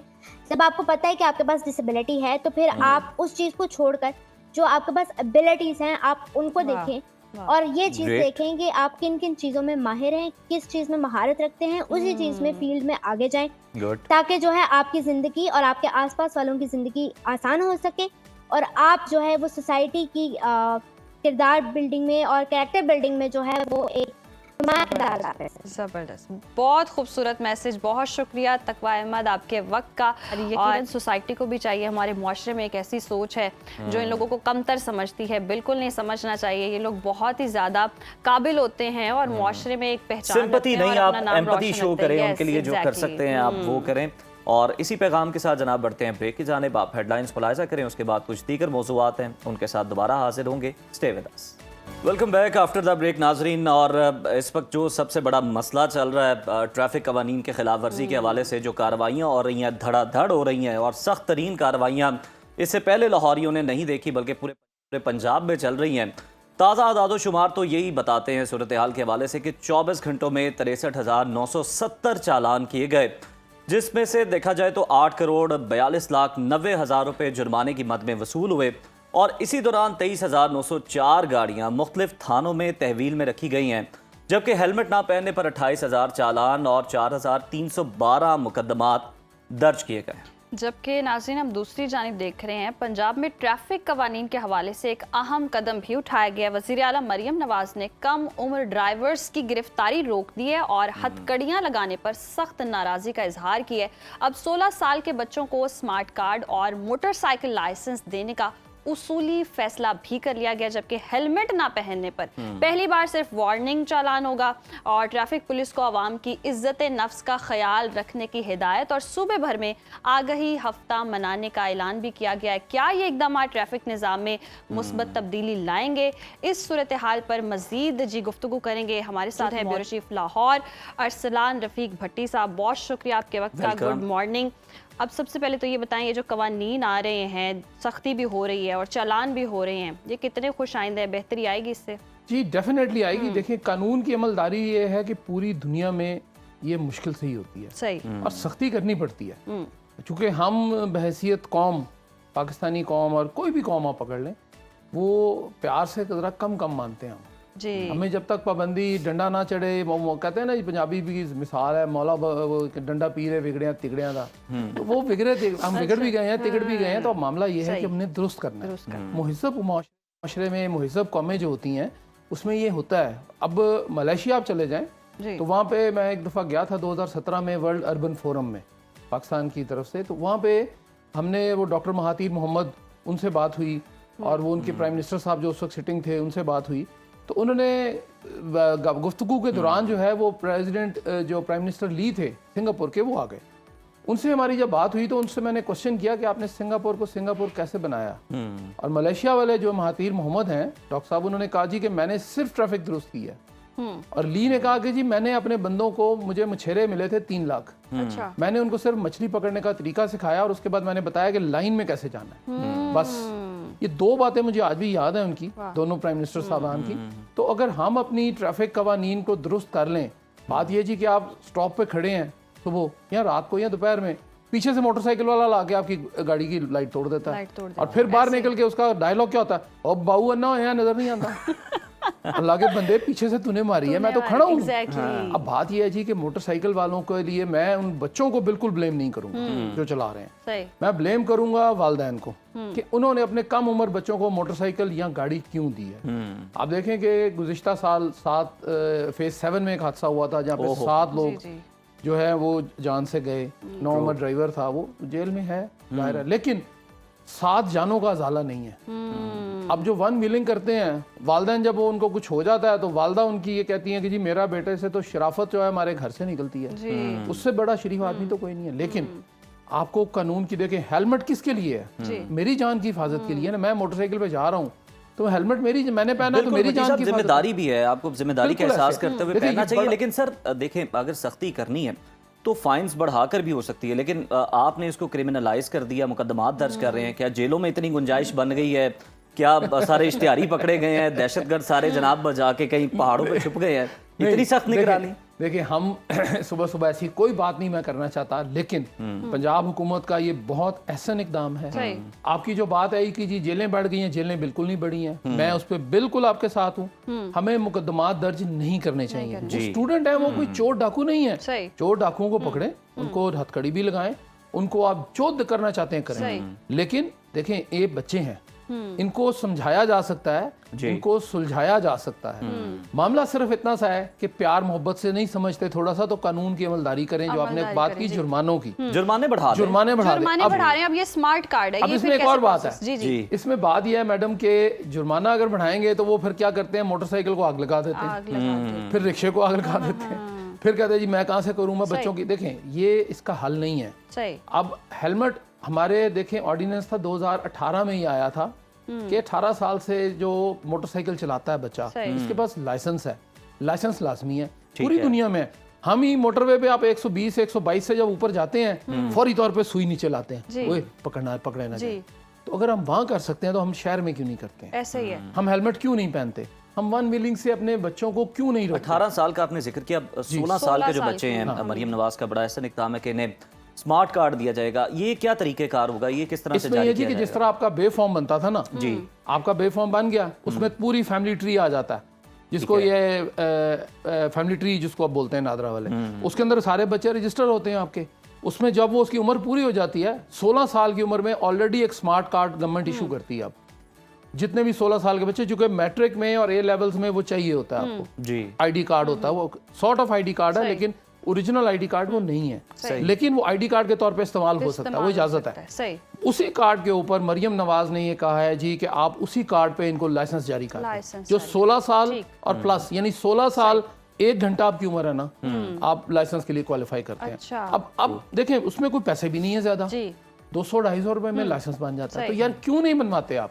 मैं सिर्फ अपने ये जो हमारे वालिदैन हैं, मैं इनसे ये पूछना चाहता हूँ कि आपके बच्चे, बड़ा अच्छा लगता है, मुझे भी बड़ा फख्र होगा, मेरा बेटा साथ बैठा गाड़ी चला रहा है, या बेटी मेरी बैठी है, मैं साथ बैठा हूँ, बड़ा खुश होता है, वालिदैन के लिए बड़ी खुशी का होता है। लेकिन क्या उसके पास लाइसेंस है? रिसेंटली हमारे एक सीनियर कोलीग के साथ बैरिया टाउन में ये मामला हुआ है। कम उम्र नौजवान ने उनकी गाड़ी को हिट किया, उनके घर की फैमिली की 4 खवातीन, एक की वो स्पाइन का मसला आया हुआ है, एक जो है उसको हेड इंजरी थी, और बाकियों को दायरा लगी हैं चोटें। अब उसका वो मुकदमा नहीं। अरसलान साहब बिल्कुल दुरुस्त फरमा रहे हैं आप, लाइसेंस होना चाहिए। अभी ये जो गिरफ्तारियां हुई हैं, स्टूडेंट्स गिरफ्तार हुए हैं, इनके लिए कोई माफी तलाफी है? कोई 100% माफी हो गई है जी।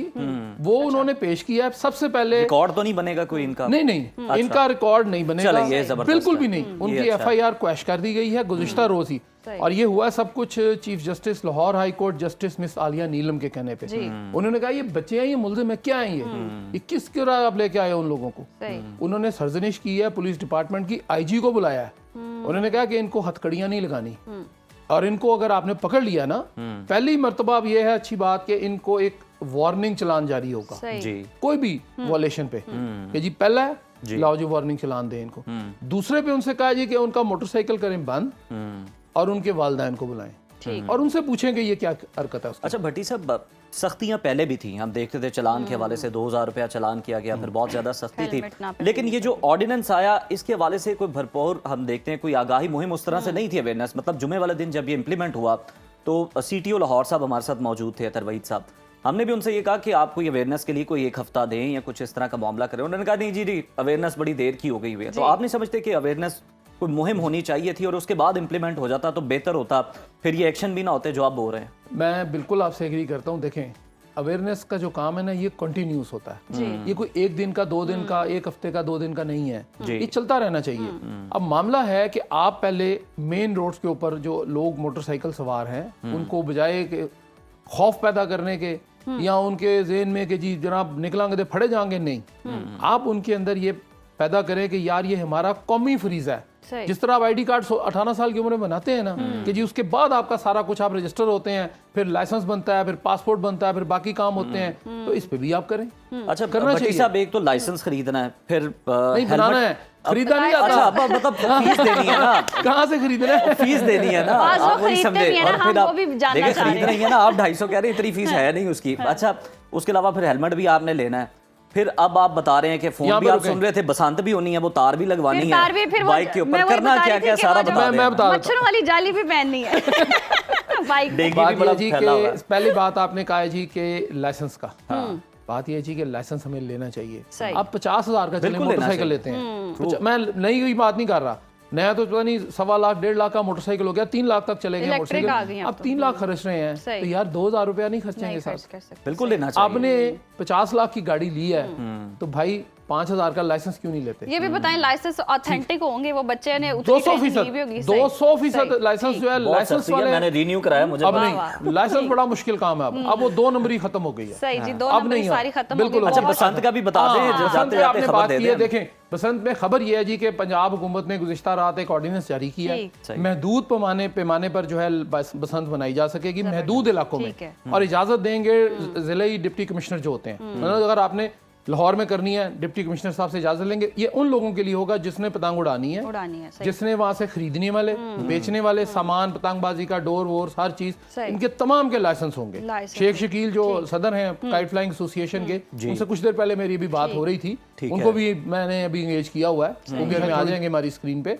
उन्होंने ये बताया जी कि हमें होना चाहिए था, ये बड़ा अच्छा था, 25 साल के बाद 2001 में ऑर्डिनेंस आया था ये कि पतंगबाजी पर मुकम्मल पाबंदी होगी किसी भी तरह की, लेकिन होती रही, जाने भी जाती रही। मैं ज़ाती तौर पे अगर कहें, मैं देखें मैं किसी के खिलाफ नहीं हूँ, रोज़गार होता है लोगों का, लेकिन मैं ज़ाती तौर पे इसके हक में नहीं हूँ। लेकिन हुकूमत ने अच्छा किया कि महदूद पैमाने पर ये इजाज़त दे दी है, ऑर्डिनेंस जारी हुआ है, और सब इंस्पेक्टर बगैर वारंट के, अगर आपने वो धाती तार की जो आप डंडे की बात कर रहे हैं ना, और उन्होंने मच्छरदानी की बात की है, वो अभी आ गई हैं चीज़ें, ठीक है, तार लगानी। लेकिन देखें आप किसी बंदे को हर घर पे चढ़ के नहीं जा सकते, नहीं जा सकते। ये भी वालदैन के लिए फिर वही बात जो आप पहले पिछले सेगमेंट में कर रहे थे, आगाही होनी चाहिए। आगाही होनी वालदैन के मैं हूं ना वालिद, तो मैं अपने बेटे को अगर उसने पतंगबाजी करनी है वो करे। चले अब 25 साल के बाद भट्टी साहब आप जिक्र कर रहे हैं, और ये फेस्टिविटी आ रही है, लाहौरियों को नसीब हो रही है, खाने के अलावा कोई एंटरटेनमेंट भी आ रही है, तो ये होनी चाहिए, महफूज होनी चाहिए। देखें किसी का शौक किसी की जिंदगी ले जाता है, ये नहीं होना देखें बड़े लोगों ने, किसी का बेटा जो है वो पीछे गया है, किसी का भाई गया है, छोटे छोटे बच्चे। फैसलाबाद वाला वाकया नहीं हमें भूलता, मरीम नवाज वहाँ पे गई थी, बड़ा सख्त एक्शन हुआ था। बहुत शुक्रिया अरसलान रफीक भट्टी साहब आपके वक्त का। और नाज़रीन बिल्कुल बसंत भी मनाएं, बाइक भी चलाएं, लेकिन जिम्मेदारी का एहसास जरूरी है। ब्रेक शामिल कर लेते हैं प्रोग्राम में, ब्रेक के बाद दोबारा मिलते हैं, देखते रहिए सुनो पाकिस्तान।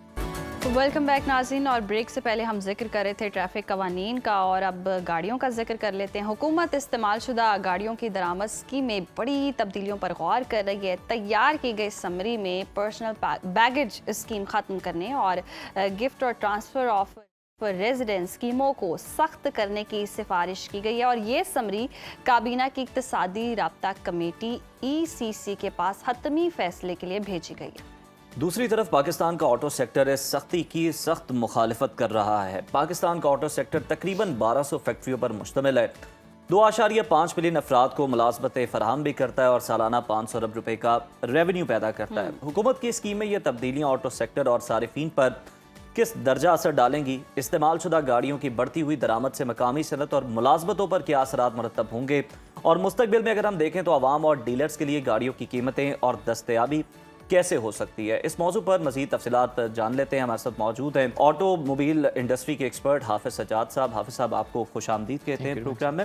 हाफिज साहब, हुकूमत पर्सनल बैगेज स्कीम गिफ्ट ख़त्म करके गिफ्ट और ट्रांसफ़र स्कीमें जो है इनमें क्यों सख्ती करना चाहती है, क्या इससे जो मकासद हैं वो हासिल होने? जी बिस्मिल्लाहिर्रहमानिर्रहीम, गवर्नमेंट सिर्फ और सिर्फ जो एक हमारी इलीट क्लास है जी उसको मद्देनजर रख के फैसले करती है।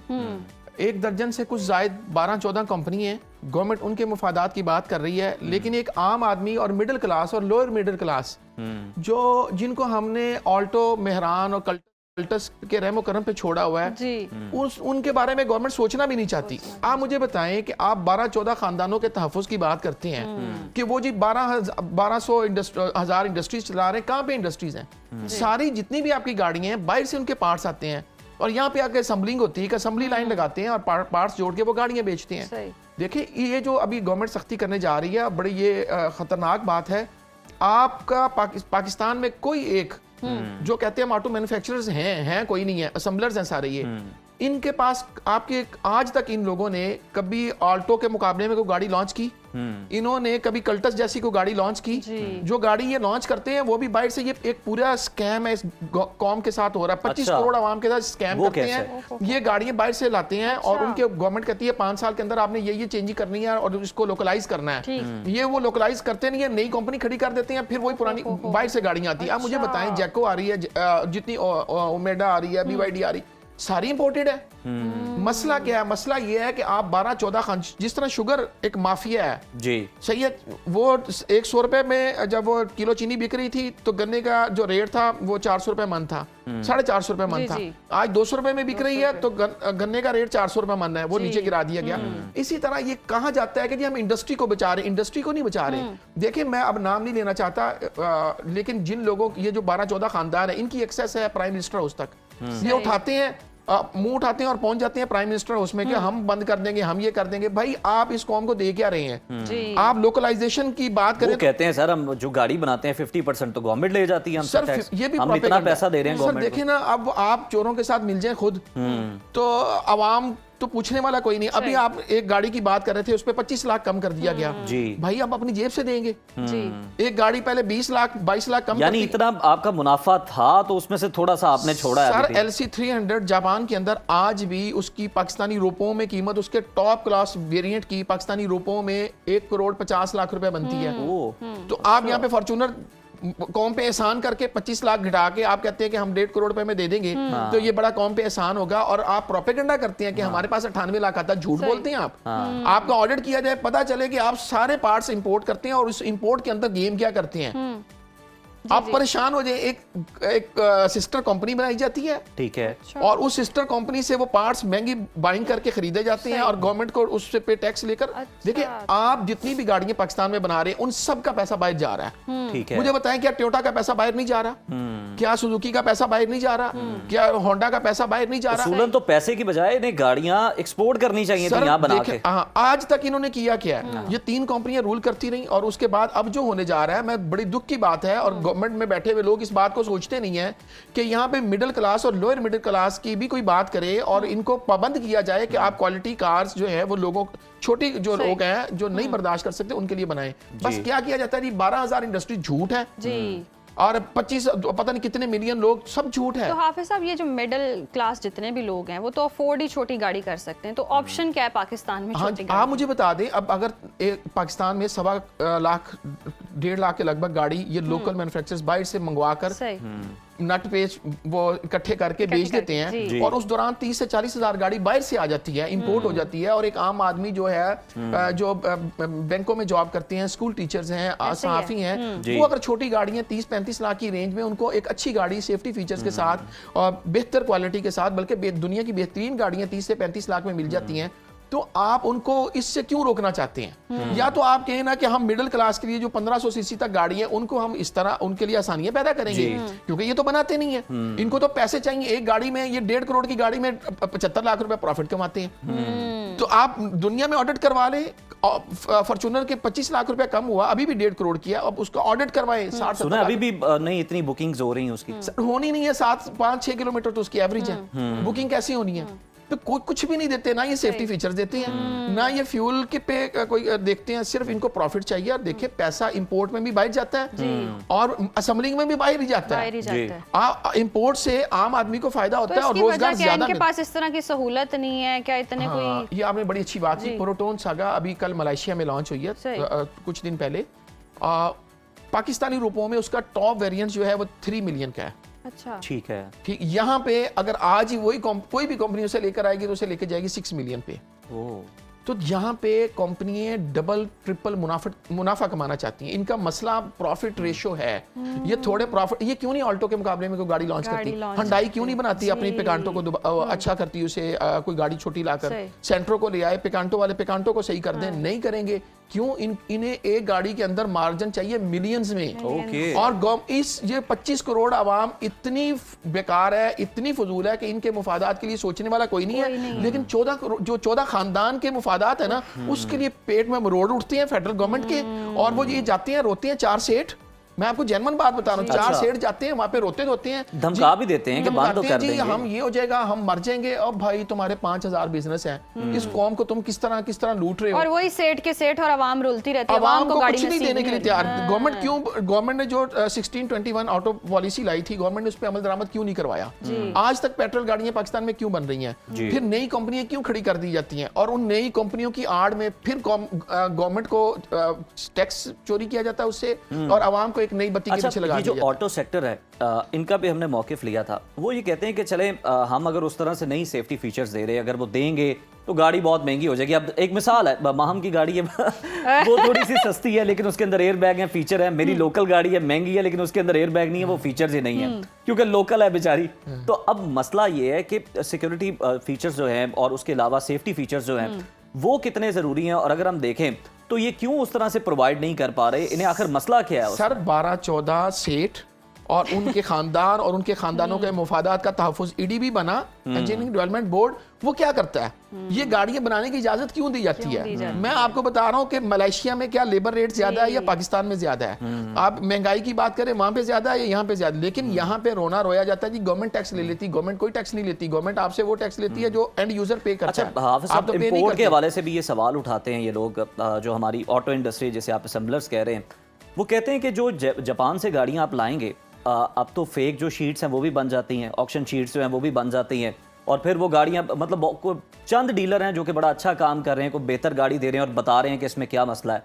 वो कहते हैं कि ज्यादातर तो एक्सीडेंटल गाड़ियां जो हैं वो इंपोर्ट होंगी, वो लोगों को मिलेंगी, वो किस तरह से? सर मेरी बात सुने, मैंने पहले भी आपके प्रोग्राम में ये बात की थी कि युगांडा के अंदर भी जो गाड़ी जाती है ना, उसकी वहाँ पे एक प्रॉपर मेंटेनेंस सर्टिफिकेट बनता है और उसकी हिस्ट्री बनती है, और फिर वो गाड़ी एक्सपोर्ट होती है किसी भी मुल्क के अंदर, अफ्रीका में, कीनिया में। लेकिन पाकिस्तान की ब्यूरोक्रेसी इतनी नाअहल है कि या तो ये चंद खानदानों के मुफादात का तहफ़्फ़ुज़ करते हैं, या ये अपने बाहर के वीज़ों का सोचते हैं और अपने पासपोर्ट का सोचते हैं। ये आप मुझे बताएं, जो एम्बेसडर हमारा जापान में बैठा हुआ है, उसको खुदा का खौफ नहीं है अगर युगांडा का एम्बेसडर ये सोच लेता है कि मेरी युगांडा में जाने वाली गाड़ी की यहाँ पे प्रॉपर इंस्पेक्शन होगी और उसके बाद उसको सर्टिफिकेट मिलेगा और फिर वो गाड़ी युगांडा में जाएगी, तो पाकिस्तानी एम्बेसडर को वहाँ पे क्या वो मेहंदी लगा के बैठा हुआ है? वो काम क्यों नहीं करना चाहता? इतना बड़े वहाँ पे आपका मिशनरी वो बैठे हुए हैं वो लोग, और तनख्वाही ले रहे हैं डॉलर्स में, और उनके काम देखे तो काम उनके पास टके का नहीं है। सारा दिन ये सोते हैं, उठते हैं, तस्वीरें खिंचवाते हैं और अपनी वेबसाइट्स पे लोड करते हैं और फारिग हो जाते हैं। कोई एम्बेसी आप बताएं पाकिस्तान की जो काम करना चाहती हो। हम लाहौर चैम्बर में बैठा हूं, मैं वहाँ डायरेक्टर हूँ लाहौर चैम्बर। हम रोते हैं कि वहाँ आपकी जो इतने बड़े बड़े सिफारती मिशंस हैं वो करते क्या हैं? ये नहर लोग करना कुछ नहीं चाहते और फिर डाल देते हैं जी एक्सीडेंटल गाड़ियां आती हैं। भाई अफ्रीका तो अपना मैकेनिज्म बना लेता है गाड़ियों की इंपोर्ट और एक्सपोर्ट के लिए, उसी जापान में वो अपनी गाड़ियों की इंस्पेक्शन करवा के वो एक्सपोर्ट की इजाजत देता है, वो मीटर भी चेक करते हैं, वो एयर बैग्स भी चेक करते हैं, सारी क्वालिटीज चेक करते हैं। लेकिन आप पाकिस्तान है, यानी अगर ये मसला आ रहा है तो ये वहाँ बैठे लोगों की वजह से ये हमारी ब्यूरोक्रेसी है जो वहाँ बैठ के एंजॉय करते हैं सिर्फ एक लग्जरी लाइफ हमारे पैसों से, लेकिन उसके बाद डिलीवर कुछ नहीं करना चाहते, काम कुछ नहीं करना चाहते। एक छोटा सा मैकेनिज्म है भाई, जो गाड़ी एक्सपोर्ट होगी पाकिस्तान में जाएगी जापान से, उसके लिए ये इंस्पेक्शन रिपोर्ट जरूरी है। आप इतना काम कर दे, ये मसला ही खत्म हो जाएगा। ये इतना काम भी नहीं करना चाहते। हाफिज साहब बहुत शुक्रिया आपके वक्त का, और यकीनन हम देखते हैं कि पाकिस्तान में कार आज भी लग्जरी है, हालांकि बाद में देखा जाए तो वो ज़रूरत के तहत उनको अवेलेबल होती है। गाड़ी आज भी नायाबी है, मिडिल क्लास लोगों के लिए तो गाड़ी होना ही ख्वाब की बात हो गई है। और फिर सेफ्टी की अगर हम बात करें तो वो तो कुछ भी नहीं मिलने वाला। उज़ैर ने मेरी गाड़ी की सेफ्टी बता दी है, इसकी गाड़ी की सेफ्टी नहीं है, तो आवाम खुद से पूछता हूं उसके अंदर कोई तब्दीलियां हो सके तो अपने तहफ़्फ़ुज़ के लिए आवाम के जानो माल का कोई तहफ़्फ़ुज़ नहीं, आवाम का पैसा बस खाना ही खाना है, जो फ़ायदा ले रहा है बस वही फ़ायदा ले रहा है। प्रोग्राम में वक्त हुआ ब्रेक का, देखते रहिए सुनो पाकिस्तान। Welcome back. और नाज़रीन, अब बात करेंगे सेहत के एक ऐसे संगीन मसले पर जो पूरी दुनिया के लिए तशवीश का बाइस बन चुका है, और अफसोसनाक हकीकत ये है कि पाकिस्तान इस बहरान में दुनिया भर में पहले नंबर पर आ चुका है। ताज़ा आलमी रिपोर्ट के मुताबिक पाकिस्तान की बालिग आबादी में ज़ियाबतीस की शरह 32.8% तक जा पहुंची। और ये सिर्फ अदादोशुमार नहीं है, एक ऐसी हकीकत है जो हमारे मुआशरती ढांचे, सेहत के निज़ाम, ख़ानदानों और मुस्तकबिल पर बराह रास्त असर डाल रही है। उज़ैर, दुनिया भर में हर 9 में से एक शख्स ज़ियाबीतिस का मरीज है और सिर्फ 2024 में 3.4 मिलियन अफराद इस बीमारी के बायस जान की बाजी हार गए, यानी हर 9 सेकंड में एक मौत। सवाल ये है कि ज़ियाबीतिस इतनी तेज़ी से क्यों फैल रही है और पाकिस्तान में ये शराब ख़तरनाक हद तक क्यों बढ़ती चली जा रही है? क्या हमारी ग़िज़ाई आदात हैं, तर्ज़ ज़िंदगी है, जेनेटिक्स हैं, या फिर कोई आगाही का मसला है जो कि नहीं फैल पा रही है? और क्या हम बर वक्त तशख़ीस और इलाज के ज़रिए इस बहरान को कम कर सकते हैं, इससे बच सकते हैं? इन्हीं तमाम पहलुओं पर रोशनी डालने के लिए आज हमारे साथ मौजूद हैं कंसल्टेंट फिजिशियन डॉक्टर कैसर फारूक। डॉक्टर साहब, वेलकम टू सुनो पाकिस्तान। पाकिस्तान में ज़ियाबीतिस की शराब दुनिया में सबसे ज़्यादा क्यों हो गई, कैसे हो गई अचानक, और कौन से अवामिल जो हैं वो ज़्यादा जिम्मेदार हैं इसके? बिल्कुल जी, पाकिस्तान में इस टाइम दुनिया में सबसे ज़्यादा ट्रेंड कर रहा है। इसमें मुख्तलिफ अवामिल शामिल हैं। सबसे पहले तो हमारी डाइटरी हैबिट्स हैं। डाइट में सबसे ज़्यादा हमारा जो हाई कार्ब डाइट है, जिसमें चीनी का इस्तेमाल है, रोटी चावल का बहुत ज़्यादा इस्तेमाल है, जंक फूड का इस्तेमाल है, यानी कि डाइटरी हैबिट्स ने इसमें टॉप ट्रेंड कर रही है। दूसरे नंबर फिजिकल एक्टिविटी हमारी नहीं है। फिजिकल इनएक्टिविटी, सेडेंटरी लाइफस्टाइल है, जिसकी वजह से भी डायबिटीज़ को रुझान ज़्यादा हो रहा है। इसके अलावा स्ट्रेस, एंग्जाइटी, परेशानी, ये भी इसकी वजह है। और इसके अलावा मोटापा, लोग वैसे ज़ाहिर दिखने में सही नज़र आएंगे लेकिन उनकी अब्डोमिनल ओबेसिटी जो है, सेंट्रल ओबेसिटी जिसे हम बोलते हैं, यानी कि पेट बाहर निकले हुए जो, तो ये भी आपकी समझे कि मेटाबॉलिक डिसऑर्डर्स की एक वजह बन रही है। फैटी लिवर भी होता है, वो सारी इसी की बेसिकली उस इंसुलिन रेजिस्टेंस बेसिकली जो प्रॉब्लम है वो सबसे बड़ी वजह बन रही है। तो डॉक्टर साहब, यही वजह है कि हम पहले देखते होते थे उम्र रसीदा अफराद वो डायबिटिक पेशेंट होते थे। अब तो जितने भी बच्चे, नौजवानों में भी हम देख रहे हैं कि इसकी इतनी ज़्यादा तादाद में हम देख रहे हैं इजाफा हो रहा है। बिल्कुल जी, कुछ टाइम पहले, आज से कोई 8-10 साल पहले जो बात है, वो 40 से 50 साल से ऊपर लोगों को डायबिटीज़ की तशखीस होती थी। अब इवन 20 से 30 साल की जो एज ग्रुप है, इसमें टाइप 2 डायबिटीज़ बहुत कॉमनली पाई जा रही है। और जिसकी वजह से फिर ये है कि जितनी शुगर होगी तो जल्दी डायग्नोसिस होगा, जल्दी वो पता चलेगी तो देर पा चलेगी, और इसकी पेचीदगियाँ भी फिर ज़्यादा आएंगी, जिसमें दिल, गुर्दे, आंखों पे, बिनाई पे असरात भी फिर शुगर की वजह से आएंगे। और हॉस्पिटल्स पे बर्डन भी अगले कुछ सालों में बढ़ने वाला है अगर ये शुगर की इसी तरह तशवीशनाक एक हालत रहती है तो। अच्छा डॉक्टर साहब, हम इसकी इकसाम भी डिस्कस कर लेंगे, उनमें डिफरेंस भी आपसे पूछ लेंगे, लेकिन किस तरह से पता चल सकता है कि आप में डायबिटीज़ के जो सिम्टम्स हैं या इंसुलिन रेजिस्टेंस जो है वो अब बढ़ चुकी है, या मसाइल जो हैं वो पैदा हो रहे हैं कि यानी आप शुगर की तरफ जा रहे हैं? बिल्कुल, कुछ अलामात की बुनियाद पे भी हम देख सकते हैं कि किसी को डायबिटीज़ है या नहीं है। नॉर्मली जो टाइप 2 डायबिटीज़ है, जो 90% लोगों को होती है, इसकी शुरू में कोई ख़ास अलामत नहीं आती, लेकिन कुछ अलार्मिंग सिम्टम्स हैं जो आपका जिस्म दे रहा होता है लेकिन आप बाज़ को इग्नोर कर रहे होते हैं, जिसकी वजह से भी पता नहीं चलता। उसमें यह है कि अगर आपको पेशाब बार बार आ रहा है, प्यास ज़्यादा लग रही है, आपको थकावट बहुत ज़्यादा रहती है, नींद की कमी का सामना करना पड़ रहा है, ज़ख़म हो रहे हैं जो जल्दी ठीक नहीं हो रहे, ख़वातीन में बार बार पेशाब का इन्फेक्शन हो रहा है, तो ये कुछ सिम्टम्स हो सकते हैं। अगर पाँव जल रहे हैं, धुंधला नज़र आ रहा है, तो फिर आपको फौरी शुगर के टेस्ट करवाने चाहिए ताकि आपको पता चले कि कहीं आपको डायबिटीज़ हो तो नहीं गई। और जो पता चलाने के लिए टेस्ट है उसमें फास्टिंग ब्लड शुगर लेवल है, रैंडम ब्लड शुगर लेवल देख सकते हैं खाने के 2 घंटे बाद, एक एवरेज शुगर को 3 माह के देखने का टेस्ट होता है, उसे HbA1c कहते हैं, वो करवा सकते हैं, अपने किडनी के टेस्ट करवा सकते हैं, इसमें RFTs है। और जो बीमारी की बुनियादी वजह वो इंसुलिन रेजिस्टेंस जैसे आपने अभी बात की, उसका टेस्ट कोई भी नहीं करवाता। एक्चुअली वही प्रॉब्लम है, अक्सर लोगों की शुगर फास्टिंग रैंडम ठीक आ रही होती है, HbA1c भी नॉर्मल होता है, लेकिन उन्हें इंसुलिन रेजिस्टेंस चल रही होती है। शुगर ऐसे नहीं होती कि आप रात सोए सुबह उठे आपको शुगर होगी। शुगर का प्रोसेस तो आपकी सालों साल से चल रहा होता है, उसी को हम समझना चाह रहे हैं। उसकी जो बुनियादी वजह वो इंसुलिन रेजिस्टेंस है, और इंसुलिन रेजिस्टेंस का कोई टेस्ट नहीं करवाता और ना डॉक्टर की प्रायोरिटी में आता है, ना पेशेंट को उसकी एजुकेशन है। तो मेरे ख्याल से जो इसका टेस्ट है उसका नाम है HOMA-IR, homeostatic model of insulin resistance, जो आपको 8-10 साल पहले या 6 साल पहले, साल पहले पता चल सकता है कि आपकी बॉडी में इंसुलिन रेजिस्टेंस है तो नहीं है। ये रेशो से देखा जाता है, अगर 2 से ज्यादा आपकी रेशो आ रही है तो इसका मतलब आपको शुगर हो जानी है। आप अभी से अपनी एहतियात स्टार्ट कर लें ताकि फ्यूचर में आप इसकी पेचीदगियों से बच सकें। डॉक्टर साहब, हम देखते हैं कि खवातीन में कंपैरेटिवली ज़्यादा होता है इंसुलिन रेजिस्टेंस की, आप बात कर रहे हैं, तो ये क्या वजह होती है, ख़वातीन में क्यों इस तरह के प्रॉब्लम ज़्यादा होते हैं? ख़वातीन में ज़्यादा होने की रीज़न एक तो हार्मोनल इम्बैलेंसेज है, जिसमें स्पेशली PCOS का प्रॉब्लम जो होता है वो भी इंसुलिन रेजिस्टेंस के साथ लिंक करता है। इसके अलावा ख़वातीन में हमल के दौरान जो शुगर होती है जिसे जेस्टेशनल डायबिटीज़ कहा जाता है, वो भी आगे जाके टाइप 2 डायबिटीज़ में कन्वर्ट हो जाती है। सेकेंड, ख़वातीन में यह है कि घर की मसरूफियत इस तरह की है, कोई फिजिकल एक्टिविटी नहीं होती, या ख़वातीन की लोग ज़्यादातर प्रायोरिटी में नहीं रखते कि उनकी भी कोई टेस्टिंग करवानी है या उनका भी कोई इलाज मुआवजा करवाना है, या उनके सिम्टम्स को भी वो खुद भी बेचारी इग्नोर कर रही होती हैं, और हमारा माशरा भी उसको समटाइम इस लेवल पे नहीं सोचता कि उनके भी कोई टेस्ट करवा के देख लें। और जब टेस्ट होते हैं तो तब बहुत एडवांस स्टेज आ चुकी होती है, तब कॉम्प्लिकेशन हो चुकी होती है। इसमें बेसिकली आगाही देने की ज़रूरत है, एजुकेशन प्रोवाइड करने की ज़रूरत है कि ख़वातीन में भी इवन प्रॉब्लम आ सकते हैं, और उनकी भी अगर मसाइल हैं तो बर वक्त टाइम से उनका इलाज करने की ज़रूरत होती है। अच्छा डॉक्टर साहब, अगर आप टाइप 1 तक नहीं पहुँचे खुशकिस्मती से, टाइप 2 तक ही अगर आप हैं, तो आपको अपनी डाइटरी हैबिट्स जो हैं उनको कितना चेंज करने की ज़रूरत है, लाइफस्टाइल को कितना चेंज करने की ज़रूरत है, रूटीन को? मतलब रोटी चावल मसला नहीं है, लेकिन आप कम तादाद में खा सकते हैं। और दूसरी बात अगर हम देखें तो एक आम शख्स को रोज़ाना कितने कदम चलना चाहिए या कितने किलोमीटर उसे ज़रूर वॉक करनी चाहिए? नॉर्मली जो टाइप 1 है वो तो बच्चों की होती है या अर्ली एज में आ जाती है, जिसमें इंसुलिन की कमी होती है। उसमें भी है कि अगर आप डाइट और लाइफस्टाइल ठीक करते हैं तो आपकी इंसुलिन की मिकदार कम हो सकती है। जहाँ तक बात है टाइप 2 डायबिटीज़ की, जो कि मैंने बताया कि 90% लोगों को इसका शिकार है, ये 100% क्योर हो सकती है, आप दवाइयों से भी हट सकते हैं, रिवर्स हो सकती है, लेकिन अगर आप अपना तर्ज ज़िंदगी को ठीक करें, उसमें डाइटरी पैटर्न ये है कि आपने लो कार्ब डाइट को फॉलो करें। अगर आप रोटी चावल के बहुत ज़्यादा इस्तेमाल करें, उसको आहिस्ता आहिस्ता कम कर लें।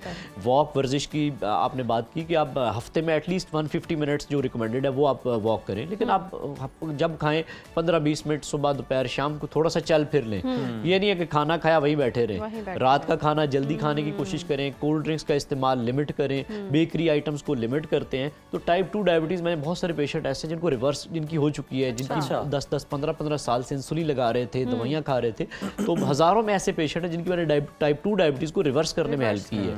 तो ये एक अच्छी उम्मीद की भी बात है कि अगर आप अपना डाइट वगैरह रिवर्स ही हल है। अच्छा, और डॉक्टर साहब अगर ये वर्स्ट हो जाए खुदा ना खास्ता, तो कौन से ऑर्गन्स जो है आपकी बॉडी के मुतासर हो रहे हैं, कितनी पेचीदगियाँ और हो सकती हैं? आप देखिए, शुगर आपको सर से पांव तक हर ऑर्गन को ऑलमोस्ट अफेक्ट करती है, जिसमें अगर आप आंखों की बात करें तो बिनाई का चले जाना, धुंधलापन नजर आना, दिल का अटैक, फालिज का अटैक, गुर्दों पे अफेक्ट करती है। आप गुर्दे के वार्ड में जाएं तो 80 to 90% जो पेशेंट होंगे वो डायबिटीज़ के होंगे, शुगर की वजह से इनको पेचीदगी आती है। इसके अलावा पाँव कटने का अमल आ जाता है, जिसमें न्यूरोपैथी अर्ली स्टेज पे होती है, फिर आहिस्ता आहिस्ता पाँव कट जाते हैं। और सर्जिकल वार्ड में जाए तो सबसे ज़्यादा जो एम्पुटेशन या पाँव कटने का अमल है वो डायबिटीज़ की वजह से हो रहा है। इसके अलावा आपके बाकी ऑर्गन्स में, जिसमें पट्ठों की कमजोरियां हैं, आपकी नींद के प्रॉब्लम्स हैं, तो ये सारी पेचीदगियां डायबिटीज़ की वजह से ही आती हैं। अच्छा डॉक्टर साहब, जैसे कि आपने भी कहा कि चावल आप कम खाएं, रोटी आप कम खाएं, तो फिर खाएं क्या?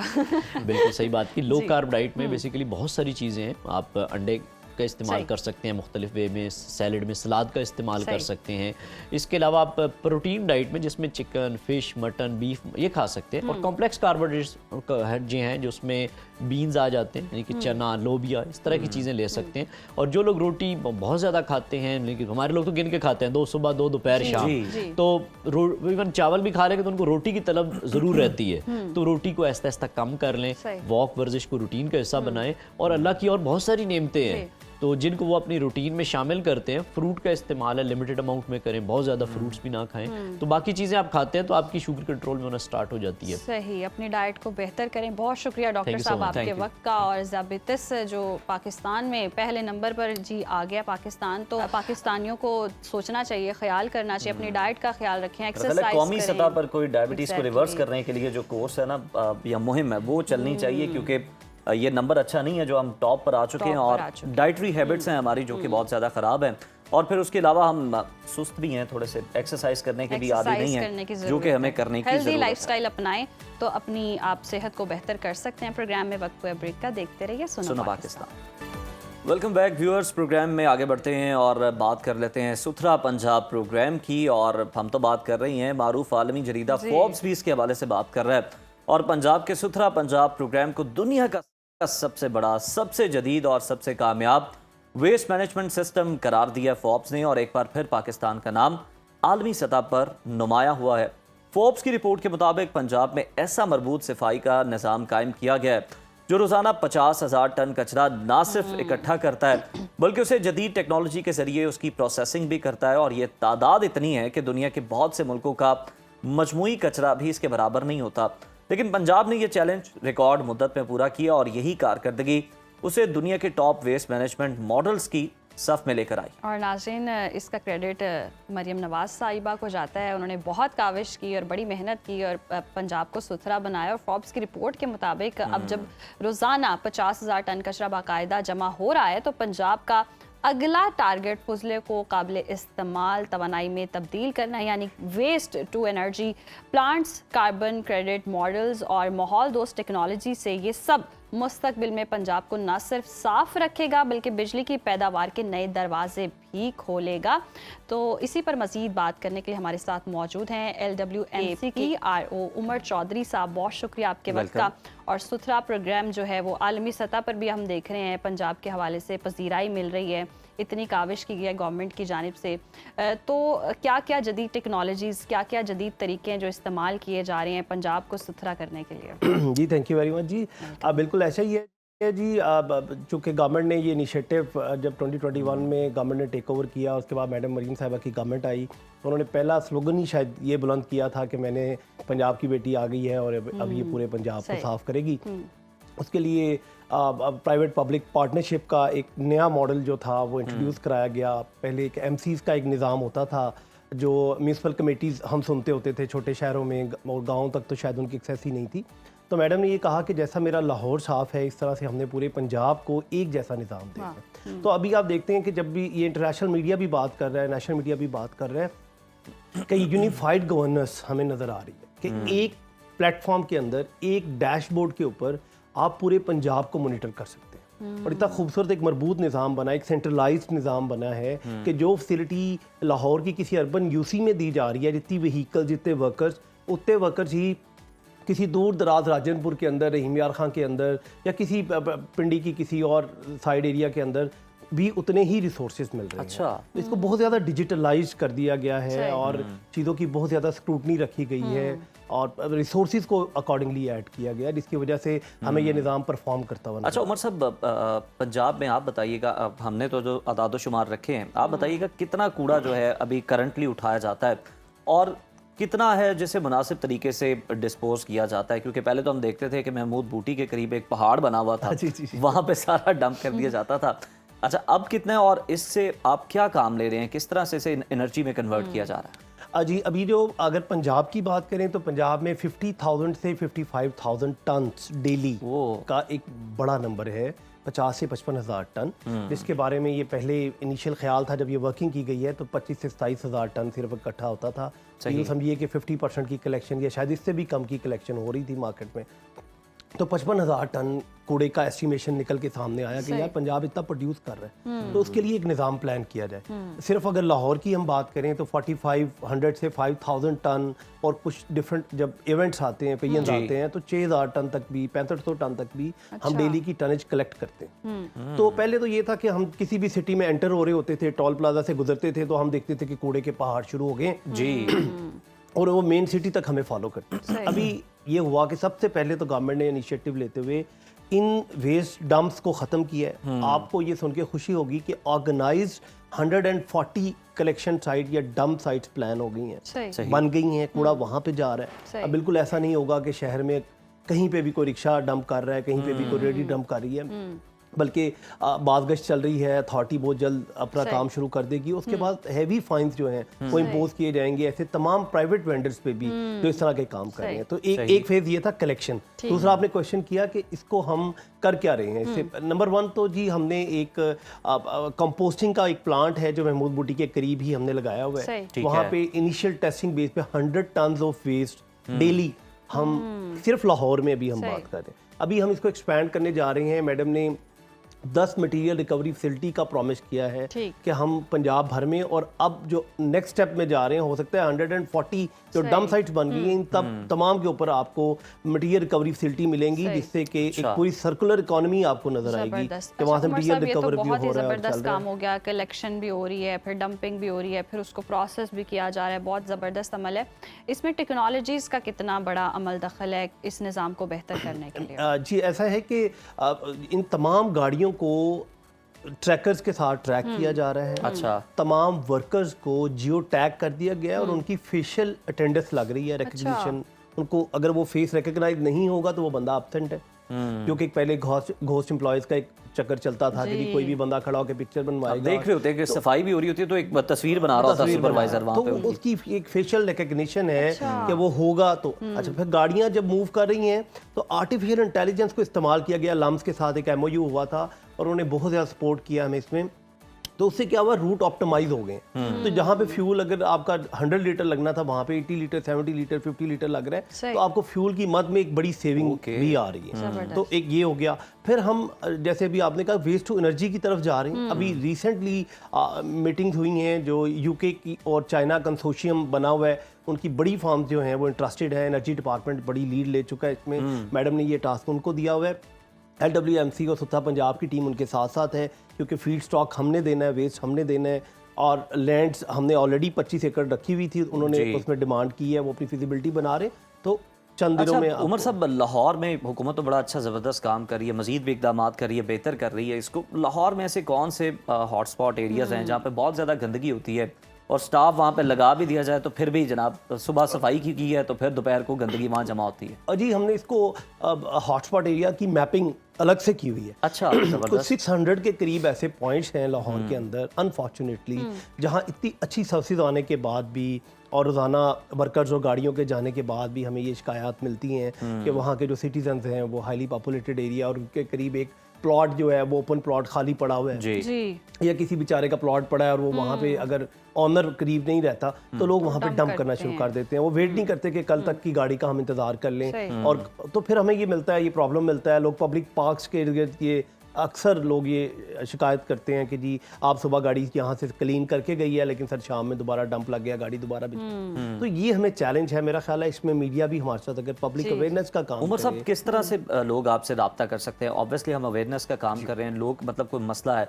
अच्छा, एक और बड़ी नागवार सूरत हाल होती है कि कोई ना कोई ड्रेन साफ़ किया है, कोई गटर साफ़ किया है, तो उसमें से जो गंद निकलेगा वो वहीं पर रख के जनाब रवाना हो जाते हैं। जी, इसको कितना डिस्करेज किया जा रहा है, इसके लिए क्या किया जा रहा है, और अगर कोई रब्ता करना चाहे, बताना चाहे कि यहाँ मसला है तो कैसे कर सकता है? अजी ये जो मेन होल की सफाई है बेसिकली ये वासा की डोमेन के अंदर आता है। वाटर एंड सैनिटेशन की एजेंसी यहाँ पे काम कर रही है और उनके साथ हम लोग भी कोऑर्डिनेशन में होते हैं। उनके पास अपनी खुद की व्हीकल्स भी मौजूद हैं इस काम के लिए।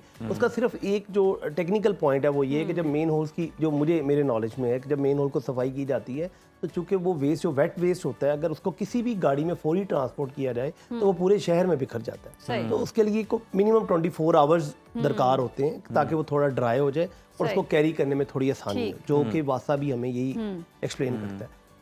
और LWMC जहाँ अगर कोई बड़ा मेगा ऑपरेशन चल रहा हो, किसी बड़े नाले की सफाई चल रही हो, तो वहाँ हमारे डंपर्स भी साथ काम कर रहे होते हैं और ये म्यूचुअली एक्शन करके काम को ख़त्म किया जाता है। और सर 1139 हमारी 1139 हमारी हेल्पलाइन है, जो कि 2500 से 2600 रिक्शों के ऊपर भी वाजे आपको नजर आएगी। 6000 कंटेनर शहर में है, उसके ऊपर भी बड़ा बड़ा लिखा हुआ है। 1200 हमारी बड़ी गाड़ियां, हर गाड़ी के ऊपर ये बड़ा सा मेंशन है कि शिकायत और रहनुमाई के लिए आप हमें 1139 फ्री टोल नंबर है, वहाँ पे आप रब्ता कर सकते हैं। सोशल मीडिया का ज़माना है। सुथरा पंजाब के पेजेस हैं, लाहौर में अगर आप हैं लाहौर के पेजेस हैं, मुल्तान में है, मुल्तान हर जगह पे वेस्ट मैनेजमेंट का यानी आपकी टीमें मुतहर्रिक हैं, लोगों ने करना ये कि आपसे रब्ता करना है, ताउन करना है और जिम्मेदार शहरी होने का सबूत है। उमर चौधरी साहब, आपके वक्त का। तो नाज़रीन, ये था हमारा आज का प्रोग्राम। उम्मीद आपको पसंद आया होगा। अपना फीडबैक हमें ज़रूर दीजिएगा कमेंट्स की सूरत में। आज के लिए इजाज़त दीजिए, कल दोबारा मुलाकात होगी। टिल देन, अल्लाह ने के बाद।